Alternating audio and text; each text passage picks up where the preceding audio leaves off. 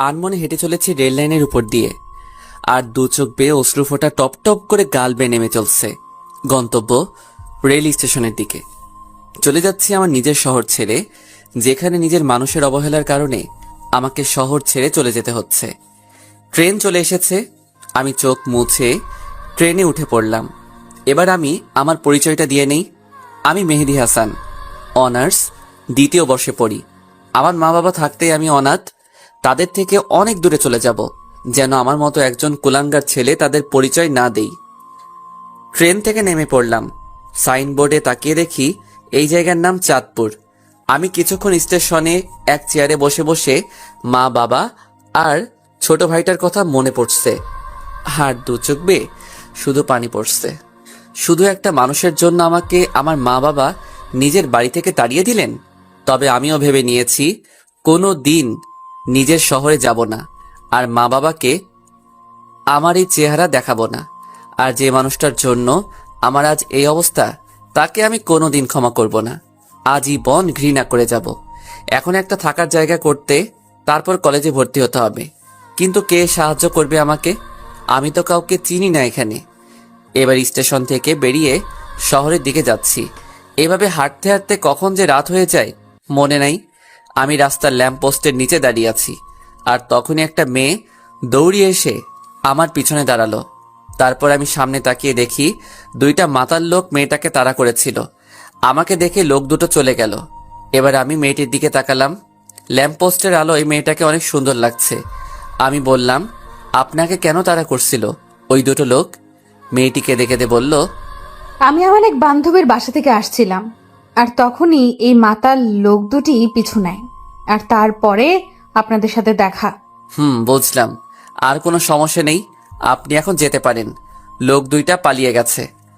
না, আমার খুব ভয় পাচ্ছে।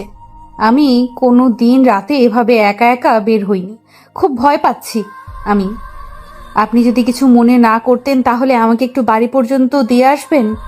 আমি কিছুক্ষণ ভেবে আসলেই মেয়েটি অনেক ভয় পেয়ে আছে, আর তাছাড়া একা একটা মেয়ে, তাই আর কিছু না ভেবে তার সাথে যেতে চাইলাম। আপনার নামটা কি জানতে পারি? মেহেদী হাসান। আপনার নাম কি? আমার নাম রিমি।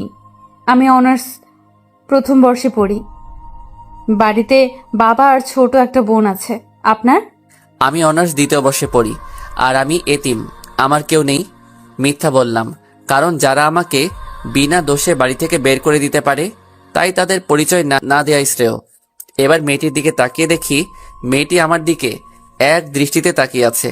হয়তো আমার উপর মায়া হচ্ছে। হাঁটতে হাঁটতে রিমিদের বাসায় চলে আসলাম। রিমিরা বেশি বড় লোক না, আবার বেশি গরিব না। মোটামুটি এইরকম শহরে ভালোভাবে চলাফেরা যাবে। আমি রিমিকে বাড়িতে যখনই চলে আসবো তখনই রিমি আমাকে ডাকলো আর বলল, আমাদের এখানে আজকে রাতটা খেয়ে তারপর না হয় চলে যাবেন। অবশ্য আমারও প্রচুর ক্ষুধা পেয়েছে, তাই সেই সকালে ভাতের বদলে বাবার কাছে মার খেয়ে বের হয়েছি। তাই আর মানা করতে পারলাম না। বাসার মধ্যে ঢুকে দেখি সুন্দর একটা বাড়ি, সবকিছু সাজানো গোছানো। তারপর রিমি তার আম্মুকে সবকিছু বলল, আর আমাকে দেখিয়ে দিল। রিমির আম্মু আমার কাছে এসে কাঁদতে কাঁদতে বলল, আমার মেয়েকে বাঁচিয়ে তুমি অনেক বড় সাহায্য করলে বাবা। তোমার প্রতি আমরা সারা জীবন ঋণী হয়ে থাকবো। ছিছি খালাম্মা, কি বলছেন এসব? মা কোনোদিন ছেলের কাছে ঋণী থাকতে পারে? আমি তো আপনার ছেলের মতোই, তাই না? রিমি এসে বলল, আহ মা, সে কখন থেকে ক্ষুধা পেয়েছে, তাড়াতাড়ি খেতে দাও। আমি হাত মুখ ধুয়ে টেবিলে বসে খাবারের জন্য অপেক্ষা করছি, আর তখনই রিমির বাবা আসলো। আমি আবার সব বাবাকে একটু ভয় পাই, তাই সাথে সাথে দাঁড়িয়ে গেলাম। রিমি কে এই ছেলে? তাকে তো কোনোদিন দেখিনি আমাদের এলাকায়। তারপর রিমি তার বাবাকে সব ঘটনা খুলে বলল, আর তখন রিমির বাবা বলল, তোমার যেহেতু কেউ নাই তো কি হয়েছে, আমরা তো আছি। রিমির বাবা এরূপ কথা শুনে খুব খুশি হলাম, আর আমরা সবাই মিলে খেতে বসলাম। তখন রিমির বাবা বলল, তোমার যখন থাকার কোনো জায়গা নেই তাহলে আমাদের এখানে থাকবে, আর সকালে কলেজ করবে, আর বিকাল থেকে রাত পর্যন্ত আমার সাথে আমার ব্যবসায় সাহায্য করবে। আমি রিমির বাবার কথা শুনে খুব খুশি হলাম। যাক, অন্তত থাকার জায়গা আর একটা কাজ তো পেলাম। তারপরে রাতের খাবার খেয়ে রিমি আমাকে একটা রুমে নিয়ে গেল। দুজনে মিলে রুমটা একটু গোছালাম, আসলেই রিমি মেয়েটা অনেক সুন্দর আর অনেক ভালো। তবে রিমি আমার দিকে একটু পর পর আর চোখে তাকাচ্ছে আর মিট মিট করে হাসছে। সকালে উঠে ফ্রেশ হয়ে হালকা নাস্তা করে রিমির সাথে তাদের কলেজে গেলাম। ভর্তির কাজ সব শেষ হলে 3টা ক্লাস করে বাইরে এসে দেখি রিমি আমার জন্য বাইরে দাঁড়িয়ে আছে। কেমন হলো আজকের ক্লাসগুলো?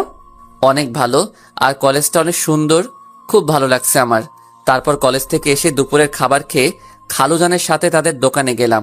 খালুর দোকানটা অনেক বড়, তাই আমি খালুর কাজে সাহায্য করলাম।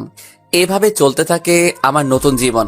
এখন আমি অনার্স ফাইনাল ইয়ারে, আর রিমি 3য় বর্ষ। রিমির মা বাবা আমাকে অনেক ভালোবাসে, একদম তাদের নিজের ছেলের মতো। আর রিমির ছোট বোনটা তো আমাকে ছাড়া কিছুই বোঝে না, সব সময় ভাইয়া ভাইয়া করে। আমিও তাকে খুব ভালোবাসি। রিমির ছোট বোনের নাম হলো মিনি। তবে রিমির ব্যবহার দেখে আমি খুব অবাক হই।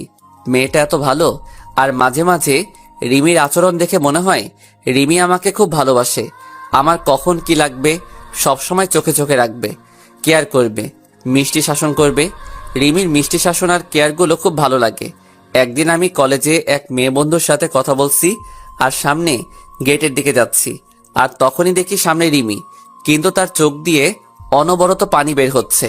আমি আমার বন্ধুর কাছ থেকে বিদায় নিয়ে যেই রিমির কাছে যাব, তখনই ঠাস, রিমি আমাকে অনেক জোরে একটা থাপ্পড় মারলো। থাপ্পড় মেরে রিমি চলে গেল বাসায়, আর আমি মাথা নিচু করে দাঁড়িয়ে আছি। চোখ দিয়ে 2 ফোঁটা নোনা জল বেরিয়ে আসলো। আবার সেই পুরনো কথা মনে করে দিল। 2 বছর আগে ঠিক একইভাবে আমাকে চড় মেরেছিল আমার এক খুবই কাছের মানুষ। খুব কষ্ট পেয়েছিলাম তখন। রিমি আমাকে থাপ্পড় মারলো, কিন্তু 2 বছর আগে আমাকে এভাবে থাপ্পড় মেরেছিল, তখন 1000 গুণ কষ্ট পেয়েছিলাম। কলেজের পর আমি আর রিমিদের বাড়ি যাইনি, একটা ট্রেন লাইনে বসেছিলাম। বসে থাকতে থাকতে আজ আর খালুর দোকানে যাওয়া হলো না। রিমি আমাকে থাপ্পড় মেরেছে, এই জন্য আমি কষ্ট পাইনি। রিমি আমাকে থাপ্পড় মেরে আমার পুরনো কথা মনে করিয়ে দিয়েছে, তাই খুব কষ্ট হচ্ছে। তাই বসে আছি আর সিগারেট খাচ্ছি। হঠাৎ করে ফোনটা বেজে উঠলো। হাতে নিয়ে দেখি রিমি ফোন দিয়েছে। আমি রিসিভ না করে ফোনটা সাইলেন্ট করে রেখে দিলাম। আবার পুরনো কথা ভাবছি। ভাবতে ভাবতে রাত 10টা বেজে গেল। এবার ফোনটা হাতে নিয়ে দেখি খালুজানের 6 বার কল দিয়েছেন। আবার ফোন এসেছে খালুর। আমি রিসিভ করলাম। খালু বলল, মেহেদি, তুমি কোথায়? কত টেনশন হচ্ছে, তুমি তাড়াতাড়ি বাসায় আসো। জি খালু, আসছি। কিছুক্ষণ হাঁটার পর বাড়ি চলে আসলাম। কলিং বেল চাপতেই খালা দরজা খুলে দিল। কোথায় ছিলে তুমি বাবা? সে কখন থেকে বসে আছি। যাও হাত মুখ ধুয়ে আসো। জি খালা, আসছি। তারপর ভিতরে ঢুকতেই মিনি, আমার পিচ্চি বোনটা দৌড়িয়ে এসে আমাকে জড়িয়ে ধরে কান্না করছে আর বলছে, ভাইয়া কোথায় ছিলে তুমি? জানো আমি কত কান্না করছি তোমার জন্য, আর আপু এখনো কান্না করছে তুমি আসোনি তাই। আর হবে না আমার পাগলি বোনটি, এবারে মতো ক্ষমা করে দাও আমাকে। কিন্তু রিমি কান্না করছে শুনে খুব খারাপ লাগছে। আমি এবার রিমির রুমের দিকে গেলাম আর রিমি বলে ডাক দিলাম। রিমি আমার দিকে যেই তাকালো আমি তো ভয় পেয়ে গেলাম। রিমির চোখ লাল ও ফুলে আছে, হয়তো কান্না করে এ অবস্থা হয়েছে। এবার রিমি দৌড়িয়ে এসে আমাকে জড়িয়ে ধরে জোরে জোরে কান্না করে দিল। আমি তো বেশ অবাক হলাম। কোথায় ছিলে তুমি? জানো আমি কত টেনশনে ছিলাম। আমি মনে করেছি তুমি আমাদের ছেড়ে চলে গেছো। তুমি আমায় ছেড়ে কোথাও যাবে না, আগে প্রমিস করো। আমি রিমিকে বুক থেকে সরিয়ে দিয়ে বললাম, কোথায় যাব আমি? তোমরা ছাড়া তো আর কেউ নেই আমার, তাহলে কোথায় যাব বলো আমি? মনে থাকে জানো, আর যেখানে যাবে আমাকে বলে যাবে। তাহলে আমাকে কলেজে ওইভাবে সবার সামনে থাপ্পড় মারলে কেন? তাহলে তুমি ওই মেয়েটার সাথে অমন ভাবে হেসে কথা বলছিলে কেন? তুমি জানো কতটা কষ্ট হয়েছিল? কই হেসে কথা বলছি? আর ও তো আমার ক্লাসমেট, ওর সাথে তো কথা বলতেই পারি। আর ওর সাথে কথা বলেছি তো তোমার কি? আমার কি মানে? আমি তোমাকে ভালোবাসি, আমি নিজের জীবনের থেকেও তোমাকে ভালোবাসি। তোমার সরলতাকে আমি ভালোবেসে ফেলেছি। এবার আমি রিমির থেকে এক ঝাটকায় দূরে সরে আসলাম। কি বলছো এসব তুমি? জানো তুমি কি বলছো? আরে হয় না রিমি, আমি একজন এতিম। তোমার বাবা আমাকে আশ্রয় দিয়েছেন, আমি তার সাথে বিশ্বাসঘাতকতা করতে পারবো না। আর তাছাড়া তোমার বাবা জানতে পারলে আমাকে কোনোদিন ক্ষমা করবেন না। আমাকে তুমি ভুলে যাও। রিমি এবার জোরে জোরে কান্না করতে লাগলো আর বলল, আমি বাবাকে সব বুঝিয়ে বলবো, প্লিজ আমাকে ফিরিয়ে দিও না। প্লিজ রিমি, এমন পাগলামি করো না। আর সবাই বাড়িতে আছে, কেউ শুনে ফেলে দিলে আমায় সবাই ভুল বুঝবে রিমি। আমি আর কথা না বাড়িয়ে যেই রিমি রুম থেকে বাইরে আসবো, তখন দেখি রিমির মা দরজার পিছনে দাঁড়িয়ে আছে। হয়তো সব শুনে ফেলে দিছে। আমি রিমির মার দিকে তাকিয়ে দেখি রিমির মা কান্না করছে। হয়তো রিমির চোখে পানি। রিমির মা সহ্য করতে পারিনি। রিমির মার কাছে গিয়ে বললাম, খালাম্মা, রিমির কোনো দোষ নেই, সব দোষ আমার। ওকে কিছু বলবেন না। আর কাল সকালে আমি এই শহর ছেড়ে চলে যাব। শুধু আজকে রাতটুকু থাকতে দিন। খালাম্মা কিছু বলল না, শুধু চোখ দিয়ে পানি পড়ছে। আমি এই বলে নিজের রুমে চলে আসলাম আর রুমের দরজা বন্ধ করে দিলাম আর কান্না করতে লাগলাম। আবার সেই 2 বছর আগে পুরনো কথা মনে পড়ে গেল। সেদিনও ঠিক এইভাবে আমাকে একজন জড়িয়ে ধরেছিল আর এই কথাগুলো বলেছিল। তবে সেই কথাটা মিথ্যা কথা আর অভিনয় হতে পারে, এটাই আমার ন্যায্য পাওনা। পুরনো কথা ভাবতে ভাবতে আবার চোখ দিয়ে অনবরত পানি পড়ছে। এভাবেই সারা রাত কাটিয়ে দিলাম। আর এদিকে রিমির মা রাতে ঘটে যাওয়া সব কাহিনী রিমির আব্বুকে বলল। রিমির আব্বু বলল, ছেলেটা বেশ ভালো, খুব সহজ সরল, যেটা বলি সেটাই শুনে, কোনোদিন কথার প্রতিখেলাপ করেনি। আর ছেলেটা ভালো শিক্ষিত, রিমির সাথে ভালো মানাবে। আর মিনিকে একেবারে ছোট বোনের মতো দেখে। তাই ভাবছি কাল সকালে মেহেদির সাথে কথা বলে রিমির সাথে বিয়ের কথাটা সেরে ফেলবো। পরের দিন খুব সকালে উঠে আমি আমার ব্যাগপত্র গুছিয়ে রিমির বাবার জন্য একটা চিঠি লিখে সেটা বিছানার উপর বাড়ি থেকে বেরিয়ে পড়লাম। আবার রেল স্টেশনের দিকে হাঁটতে থাকলাম। আবার কোনো অন্য শহরে চলে যেতে হবে এটা ভেবে খুব কান্না পাচ্ছে যে রিমি মেয়েটা খুব ভালোবাসে আমায়। আর পাগলি বোনটিকে খুব মিস করব। খালা খালুকে খুব মনে পড়বে। কিন্তু কিছু করার নেই। আমি ট্রেনের জন্য স্টেশনে বসে আছি। ট্রেন আসতে 1 ঘন্টা দেরি হবে। আর এদিকে রিমির মা ঘুম থেকে উঠে রিমির কাছে গিয়ে কাল রাতের কথা সব বলল রিমির কাছে। রিমি তা শুনে প্রায় পাগলের মতো হয়ে গেল খুশিতে, তার মাকে জড়িয়ে ধরল। এবার রিমি দৌড়িয়ে মেহেদি রুমে গেল। আর যখনই দরজায় নক করতে যাবে তখন দেখে দরজা খোলা রয়েছে। রিমি তখন রুমের ভিতর যেয়ে দেখে মেহেদি নেই আর মেহেদির জামা কাপড় ব্যাগ বইপত্র কিছু নেই। তখনই চোখ গেল বিছানার উপর। রিমি চিঠিটা হাতে নিয়ে পড়তে থাকলো।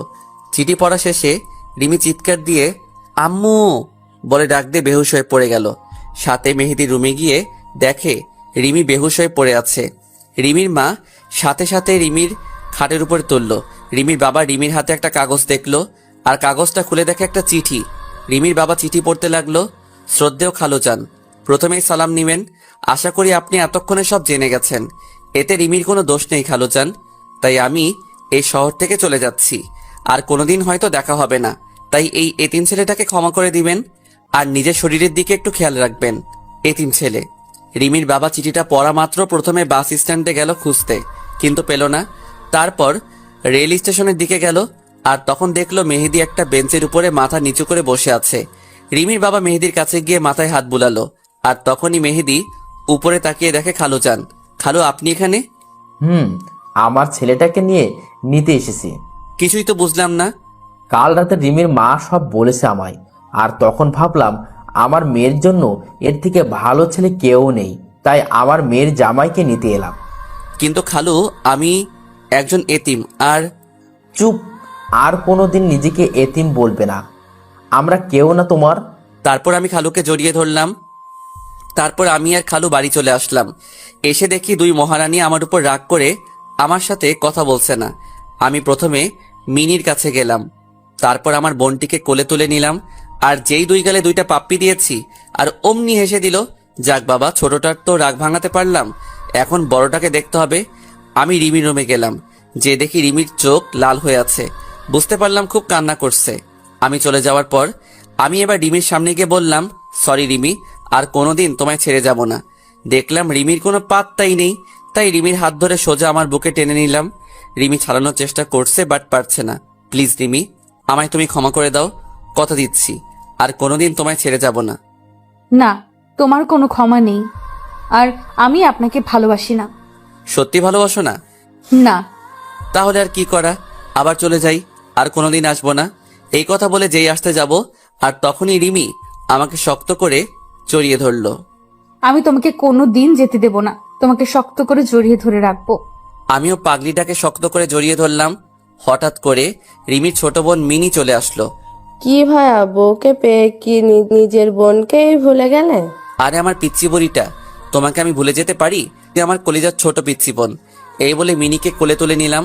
আর সেই সময় 2 বোন আমার 2 গালে একটা করে পাপ্পি দিল। তারপরে দুজনকে জড়িয়ে ধরলাম।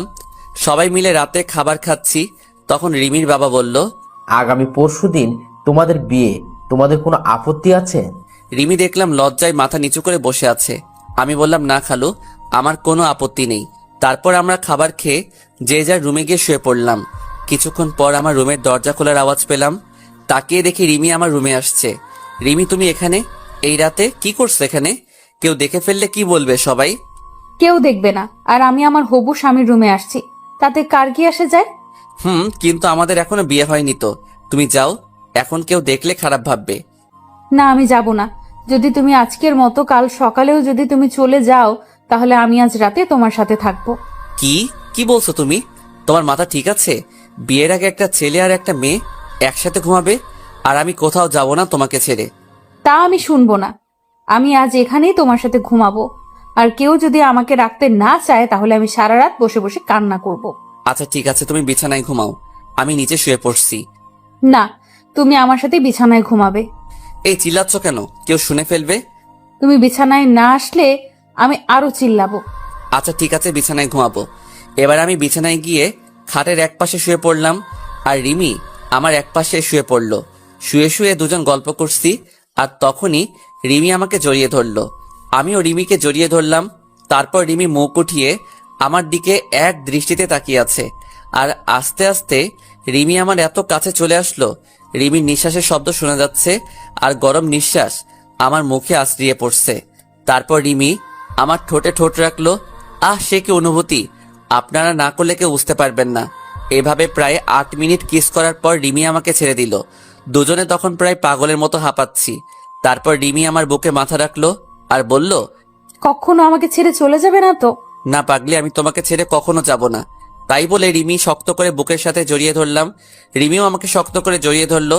তারপর রিমির কপালে একটা ভালোবাসার পরশ এঁকে দিলাম, আর ঘুমিয়ে পড়লাম। সকালে উঠে দেখি রিমি এখনো ঘুমিয়ে আছে। কি অপূর্ব লাগছে রিমিকে। চুলগুলো এলোমেলো ভাবে মুখের উপর রয়েছে। আমি রিমির মাথায় আর একটা ভালোবাসা এঁকে দিলাম, আর তখনই রিমি উঠে পড়ল। রিমি উঠে আমার গালে একটা কিস করে উঠে ফ্রেশ হয়ে সকালে নাস্তা করে দুজনে একসাথে কলেজে গেলাম। আজ আমাদের বিয়ে হয়ে গেল। বেশি একটা আয়োজন করা হয়নি, ভালোভাবে আমাদের বিয়েটা সম্পূর্ণ হয়ে গেল। রিমি এখন বাসর ঘরে অপেক্ষা করছে, আর আমি ছাদের উপর বসে বসে পুরনো কথা ভাবছি, আর দু চোখ বেয়ে অঝোর ধারায় পানি পড়ছে। হঠাৎ করে কারো হাত আমার কাঁধের উপর অনুভব করলাম। তাড়াতাড়ি করে চোখের পানি মুছে ফেলে পিছনে ঘুরে দেখি রিমি দাঁড়িয়ে আছে বিয়ের সাজে। রিমি, তুমি এখানে কেন আসলে? আমি এক্ষুনি নিচে নামছিলাম। তুমি কান্না করছো কেন? কোনো অন্যায় করেছি আমরা বা আমি? এই পাগলি, তুমি অন্যায় করবে কেন? তোমায় তো আমি খুব ভালোবাসি। তাহলে কান্না করছো কেন? আসলে আমার মা বাবার কথা খুব মনে পড়ছে, তাই একটু কান্না পাচ্ছিল।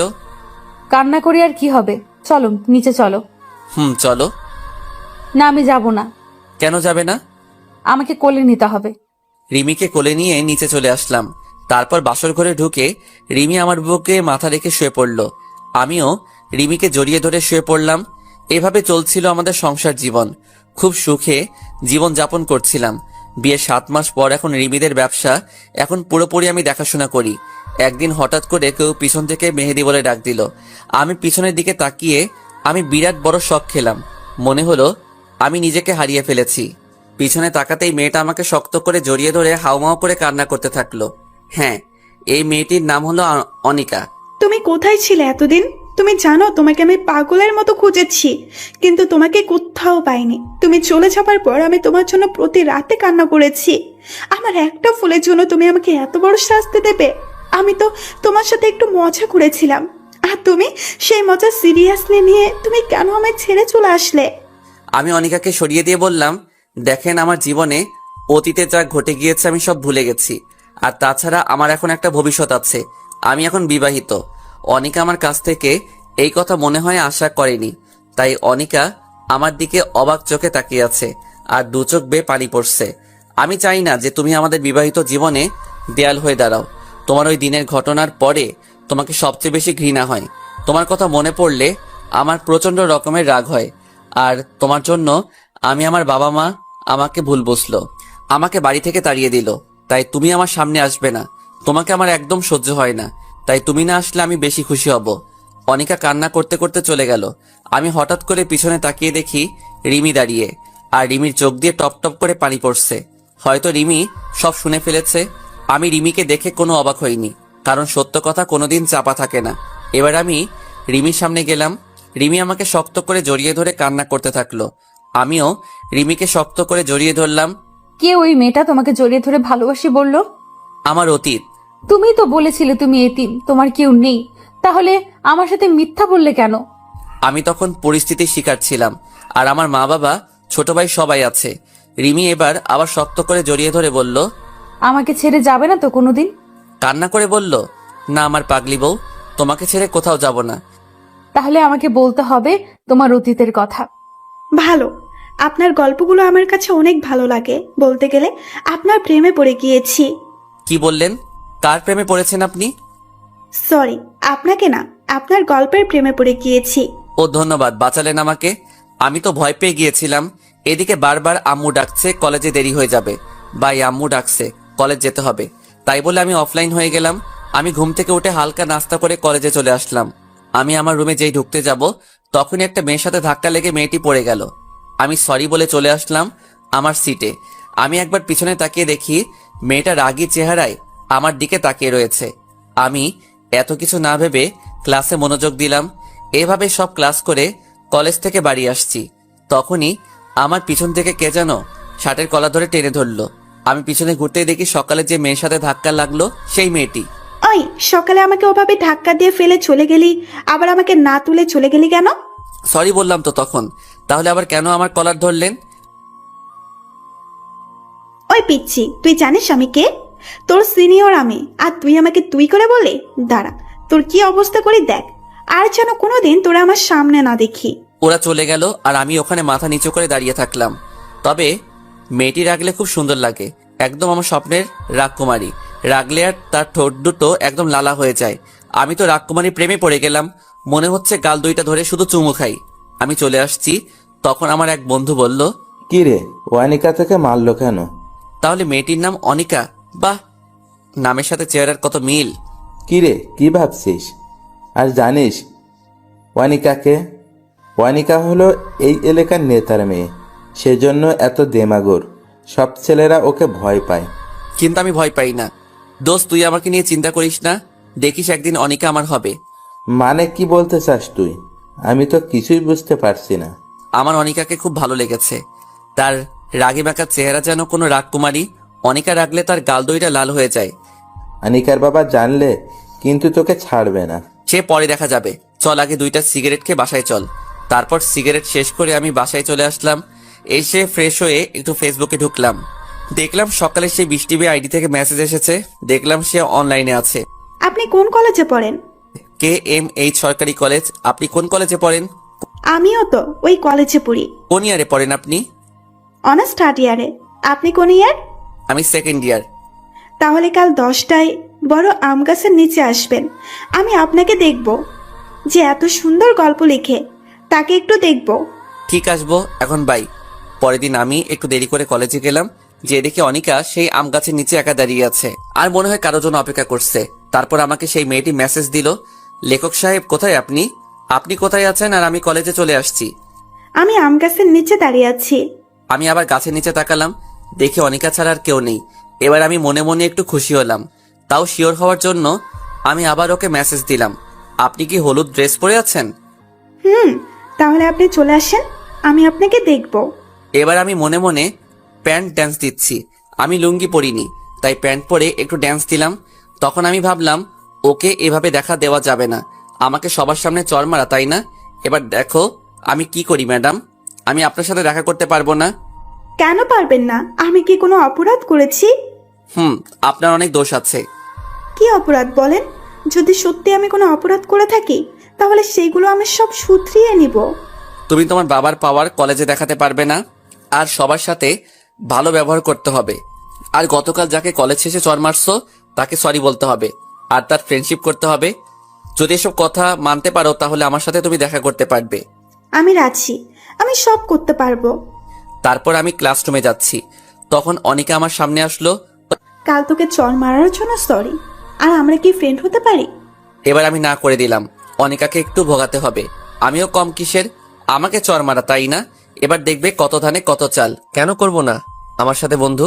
আরে আমি বললাম তো কালকের জন্য সরি। আমি আপনার সাথে বন্ধুত্ব করব না। আপনি একটু ভালো না, সবসময় ছেলেদের সাথে খারাপ ব্যবহার করেন, যদি আবার আমার সাথে করেন। আমি বললাম তো সরি। আর কালকে আমার মাথা ঠিক ছিল না, একটু রাগ করে বাসা থেকে বের হয়েছিলাম, তাই তোকে ওই চটটা মারছিলাম। ও তাহলে অন্যের উপর রাগ আমার উপর ঝাড়লেন? আমি আসলেই সরি। আর কোনোদিন তোকে কেন আর কোনো ছেলেকে মারবো না। এবার তো আমার সাথে বন্ধুত্ব কর। ওকে বন্ধু করতে পারি, কিন্তু আমার একটা শর্ত আছে। কি সত্য বল। আমি যা বলবো তাই শুনতে হবে, আর এইসব ছেলেদের কাপড় পরা যাবে না, আর সবার সাথে ভালো আচরণ করতে হবে। ওই পিচ্ছি, তুই আমার হুকুম করার কে? আর আমি তোর কথা মানতে পারবো না। ওকে, তাহলে আমিও তোমার সাথে বন্ধুত্ব করতে পারবো না। আচ্ছা, তোর সত্ত্বে আমি রাজি। আচ্ছা, আমি এখন ক্লাসরুমে যাই। আর হ্যাঁ, আর একটা কথা, কলেজ শেষে আমার জন্য দাঁড়িয়ে থাকবা, একটা কাজ আছে। তাই বলে আমি ক্লাসরুমে চলে আসলাম। আসলে অনেকে জানে না যে ফেসবুকের মেহেদি হাসান আর আমি একই মানুষ। আসলে কোনোদিন পিক দেইনি তো, তাই চিনতে পারিনি। এসে দেখি স্যার এখনো ক্লাসে আসেনি, তাই একটু ফেসবুকে ঢুকলাম। ফেসবুকে ঢুকে দেখি অনিকা মেসেজ দিয়েছে আর অ্যাক্টিভও আছে। তুমি যা বলছো আমি তাই করেছি। আমি ওই ছেলেটার সাথে বন্ধুত্ব করেছি। এবার তো তুমি আমার সাথে দেখা করো। আমি বলেছি তো, আমার যখন সময় হবে তখন আমি নিজেই তোমার সাথে দেখা করব। তোমাকে যে কাজটুকু করতে দেওয়া হয়েছে সেইটুকু আগে করো। তাই বলে আমি অফলাইন হয়ে গেলাম আর ক্লাসে মনোযোগ দিলাম। ক্লাস শেষে আমি বাইরে এসে দেখি অনিকা একা একা সেই বড় আম গাছটার নিচে দাঁড়িয়ে আছে। আমি অনিকার কাছে গিয়ে বললাম, চলো আজ দুজন মিলে ঘুরতে যাব আর ভালো একটা রেস্টুরেন্টে দুপুরে খাবার খাবো। অনিকা আমার কথা শুনে সোজা আমার কলার ধরে বলল, কি বললি তুই? আমি তোর সাথে ঘুরতে যাব? তুই ভাবলি কি করে? ঘুরতে না গেলে বন্ধুত্ব আমি করব না তোমার সাথে। তারপর অনিকা কিছুক্ষণ ভেবে বলল, ওকে আমি রাজি। তারপর আমি আর অনিকা একটা রিকশায় উঠে চলে আসলাম একটা নদীর তীরে। রিকশায় আসার সময় অনিকা আমার সাথে একটা কথাও বলেনি। তারপর আমরা একটা নদীর তীরে চলে আসলাম। অনিকা নদীর তীরে দাঁড়িয়ে আছে আর অনিকার চুলগুলো বাতাসে এলোমেলো ভাবে উড়ে বেড়াচ্ছে। আর অনিকা সেই চুলগুলো কানের কাছে নিয়ে এসে বারবার চুল ঠিক করতে ব্যস্ত হয়ে পড়ছে। আহ, অনিকাকে কি সুন্দর লাগছে! মনে হচ্ছে আমি পিছন থেকে আলতো করে জড়িয়ে ধরে হাজারবার আমি তোমাকে ভালোবাসি বলতে ইচ্ছা করছে, কিন্তু ইচ্ছা থাকলে উপায় নেই। অনিকা বলল, ওই তোর নাম কি? আমার নাম মেহেদি হাসান। তারপর অনিকা আমার দিকে কেমন দৃষ্টিতে তাকিয়ে রইল। তারপর আরেকটু ঘোরাঘুরি করে চলে আসলাম একটা রেস্টুরেন্টে গিয়ে। তারপর কিছু খাবার খেয়ে যে যার বাড়ি চলে আসলাম। বাড়ি এসে ফ্রেশ হয়ে বিকালে বন্ধুদের সাথে একটু আড্ডা দিচ্ছি আর সিগারেট টানছি। আসলে আমি একটু সিগারেট টানি। আর রাতের খাবার খেয়ে শুয়ে শুয়ে ফেসবুকে লগ ইন করে অনিকার সাথে কিছু কথা বলে ঘুমিয়ে পড়লাম। পরের দিন সকালে ঘুম থেকে উঠে ফ্রেশ হয়ে কলেজে চলে আসলাম। কলেজে এসে দেখি অনিকা এখনো আসেনি, তাই একটু বন্ধুদের সাথে আড্ডা দিচ্ছি। তখনই অনিকা আসলো। অনিকাকে আজকাল ড্রেস পরে অনেক সুন্দর লাগছে, মনে হচ্ছে আমার স্বপ্নের রাজকুমারী। তারপরে অনিকা তার বান্ধবীদের কাছে গেল আর মোবাইলের দিকে তাকিয়ে আছে, মনে হয় ফেসবুকে অ্যাক্টিভ আছে। তাই আমিও ফেসবুকে লগ ইন করলাম আর মেসেজ দিলাম, আজ তোমাকে অনেক সুন্দর লাগছে। এমনভাবে কলেজে আসলে তো আমি তোমার প্রেমে পড়ে যাব। আর তুমি চোখে কাজল দাওনি কেন? এর পরের বার যেন দুই চোখে কাজল পড়তে ভুল না হয়। এবার দেখি অনিকা আশেপাশে হয়রানি হয়ে আমাকে খুঁজছে, কিন্তু পাচ্ছে না। তখন আবার অনিকা মেসেজ দিল, কোথায় তুমি? প্লিজ একবার আমার সামনে আসো, তোমাকে দেখতে খুব ইচ্ছে করছে। আমাকে খুঁজে লাভ নেই, আর আমি সময় হলে তোমাকে দেখা দেব। এই বলে আমি অফলাইন হয়ে গেলাম আর আমি অনিকার সামনে গেলাম। আমি যাওয়াতে অনিকা কিছুটা বিরক্ত হলো মনে হলো। তারপর কিছু কথা বলে আমি চলে আসলাম আমার ক্লাসরুমে। ক্লাস 3টে শেষ হওয়ার পর স্যার একটু আসতে লেট হচ্ছে বলে আমরা সবাই বসে আড্ডা দিচ্ছি। তখন দেখি অনিকা আর তার বেশ কয়েকটা বান্ধবী আসলো আমাদের রুমে আর সবার উদ্দেশ্য বলল, এখানে মেহেদি হাসান বলে কেউ আছে? সবাই বলল, না চিনি না। আসলে আমার কলেজে অন্য নাম দেয়া আছে, তাই সবাই সেই নামেই চেনে। আর মেহেদি হাসান এই নামটি আমার কয়েকটা বন্ধু ছাড়া কেউ জানে না। তারপর অনিকা মোবাইলটা বের করে আমার আইডিটা বের করে বলল, এই আইডিটা কে চিনো? এই আইডিটা মেহেদি হাসানের। আর মেহেদি হাসান আমাদের কলেজে পড়ে, কেউ জানতে পারলে আমাকে জানাবে। আর তখনই আমাদের ক্লাসে সেরা সুন্দরী বলল, এই মেহেদি হাসান আমাদের কলেজে পড়ে? আমি তো ভাবতেই পারছি না। আমি মেহেদি হাসানের বিরাট বড় একটা ফ্যান। মেহেদির সব গল্প আমি পড়ি। মেহেদিকে যদি কখনো কেউ খুঁজে পান তাহলে আমাকে একটু জানাবেন প্লিজ। আপু প্লিজ। আমি তো অবাক। আজ আমি যদি আমার প্রোফাইলে যদি আমার নিজের পিক দিতাম তাহলে অন্তত আজ সিঙ্গেল থাকতে হতো না। এখন নিজের কপালে নিজে চড় মারতে ইচ্ছে করছে। তারপর কলেজ শেষে আমি বাড়ি এসে ফ্রেশ হয়ে দুপুরের খাবার খেয়ে একটা ঘুম দিয়ে বিকালে বন্ধুদের সাথে আড্ডা দিতে গেলাম। আড্ডা দিয়ে এসে রাতের খাবার খেয়ে রুমে গিয়ে ফেবুতে লগ ইন করলাম। তখন দেখি অনিকা অ্যাক্টিভ রয়েছে। আমি অনিকাকে মেসেজ দিলাম, তুমি আমাকে ওভাবে প্রতিটা ক্লাসে খুঁজছিলে কেন? তুমি ভালো করে জানো আমাকে তুমি পাবে না। তোমাকে দেখতে খুব ইচ্ছে করছিল, তাই নিজেকে আর সামলাতে পারিনি। আর যেন কোনোদিন তোমাকে এভাবে আমাকে খুঁজতে না দেখি। আমার সময় হলে আমি নিজেই তোমার সাথে দেখা করে নেব। আর কিছু না বলে চ্যাট অফ করে ঘুমিয়ে পড়লাম। এভাবে আমার আর অনিকার মেসেঞ্জারে নিয়মিত কথা হয়। অনিকা আমাকে অনেক কেয়ার করে, অনেক শাসন করে। অনিকা মনে হয় আমাকে ভালোবাসে। অনিকার কথাতে অনেক বুঝতে পারি যে অনিকা আমাকে ভালোবাসে। আর এদিকে অনিকার সাথে আমার ভালোই বন্ধুত্ব তৈরি হয়েছে। আমাকে দেখে আর বিরক্ত হয় না। আজ কলেজ শেষে বিকালে বন্ধুদের সাথে আড্ডা দিতে গেছি। আর আমার এক বন্ধুর সাথে কোনো একটা বিষয় নিয়ে অনেক কথা কাটাকাটি হয়। তাই আমি রাগ করে বাড়ি চলে আসলাম। এসে কিছুই ভালো লাগছে না, তাই ঘুমিয়ে পড়লাম। আজ আর অনিকার সাথে কথা হলো না। এভাবে 2 দিন আমি কলেজে যাইনি আর ফেবুতে লগ ইন করিনি। আজ 2 দিন পর আমি কলেজে যাচ্ছি।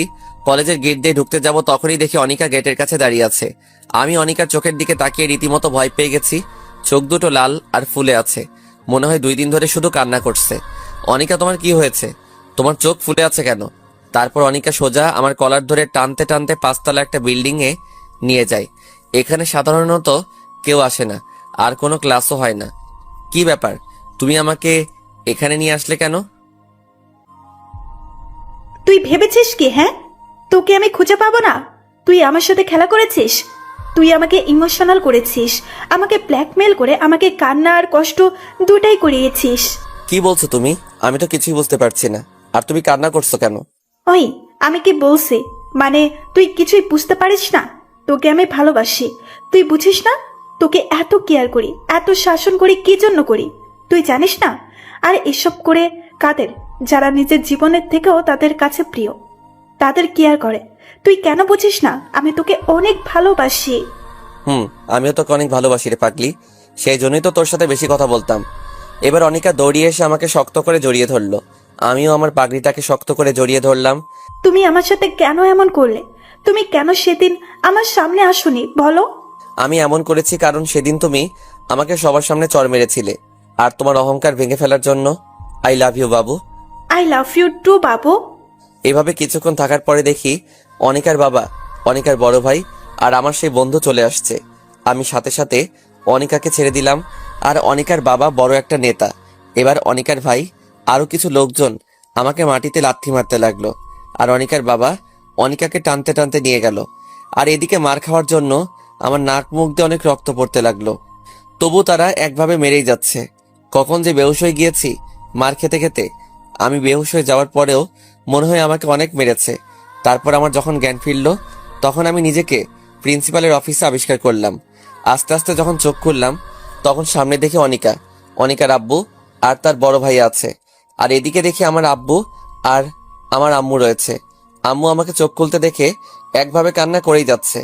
খুব কষ্ট হচ্ছে উঠতে, শরীরে খুব ব্যথা, কোনোভাবেই উঠতে পারছি না। তখন আমার মা আমাকে সাহায্য করতে আসছিল, তখন বাবা মা আটকিয়ে দিল। আব্বু মনে হয় আমার উপর অনেক রাগ করে আছেন। এবার আমি অনিকার দিকে তাকালাম, দেখি অনিকা চুপ করে মাথা নিচু করে দাঁড়িয়ে আছে, আর চোখ দুইটা লাল ও ফুলে আছে। এবার অনিকার বাবা বলা শুরু করলো, দেখুন প্রিন্সিপাল সাহেব, আমি আপনাকে অনেক সম্মান করি, সেহেতু আপনার উপর কোনো কথা বলবো না আমি। এই ছেলে আমার মেয়েকে গত 6 মাস ডিস্টার্ব করছে আর বারবার প্রেমের প্রস্তাব দিয়েছে। আমার মেয়ে যখন তার কথায় রাজি হয়নি, তখন সে আমার মেয়েকে একা ডেকে নিয়ে গিয়ে ধস্তাধস্তি করার চেষ্টা করে।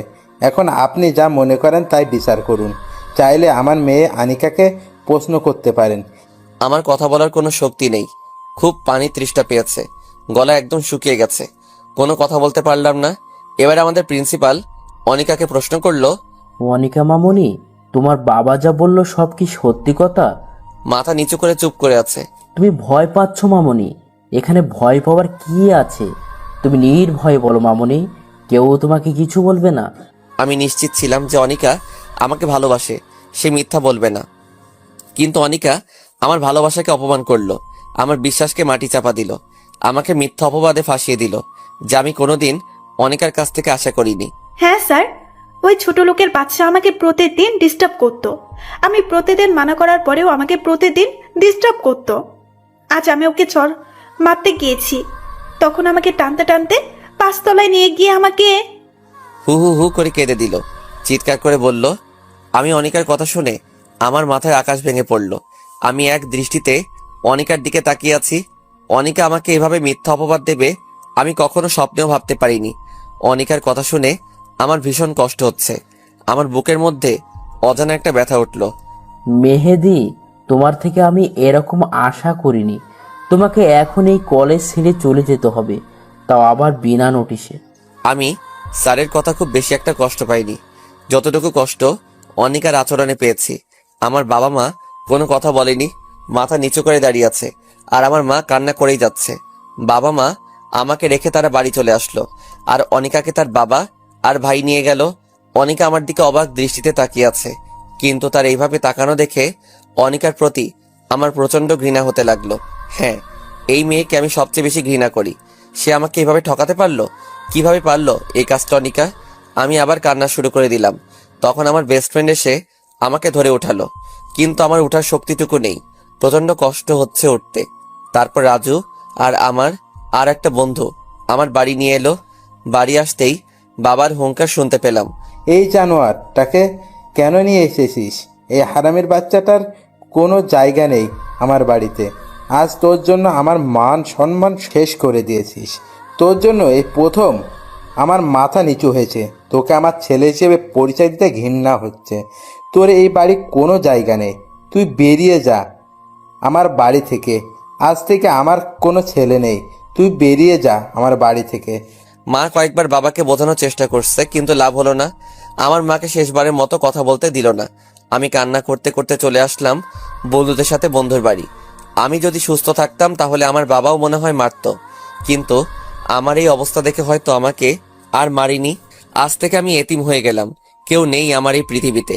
সবাই আমাকে ভুল বুঝে অবহেলা করলো।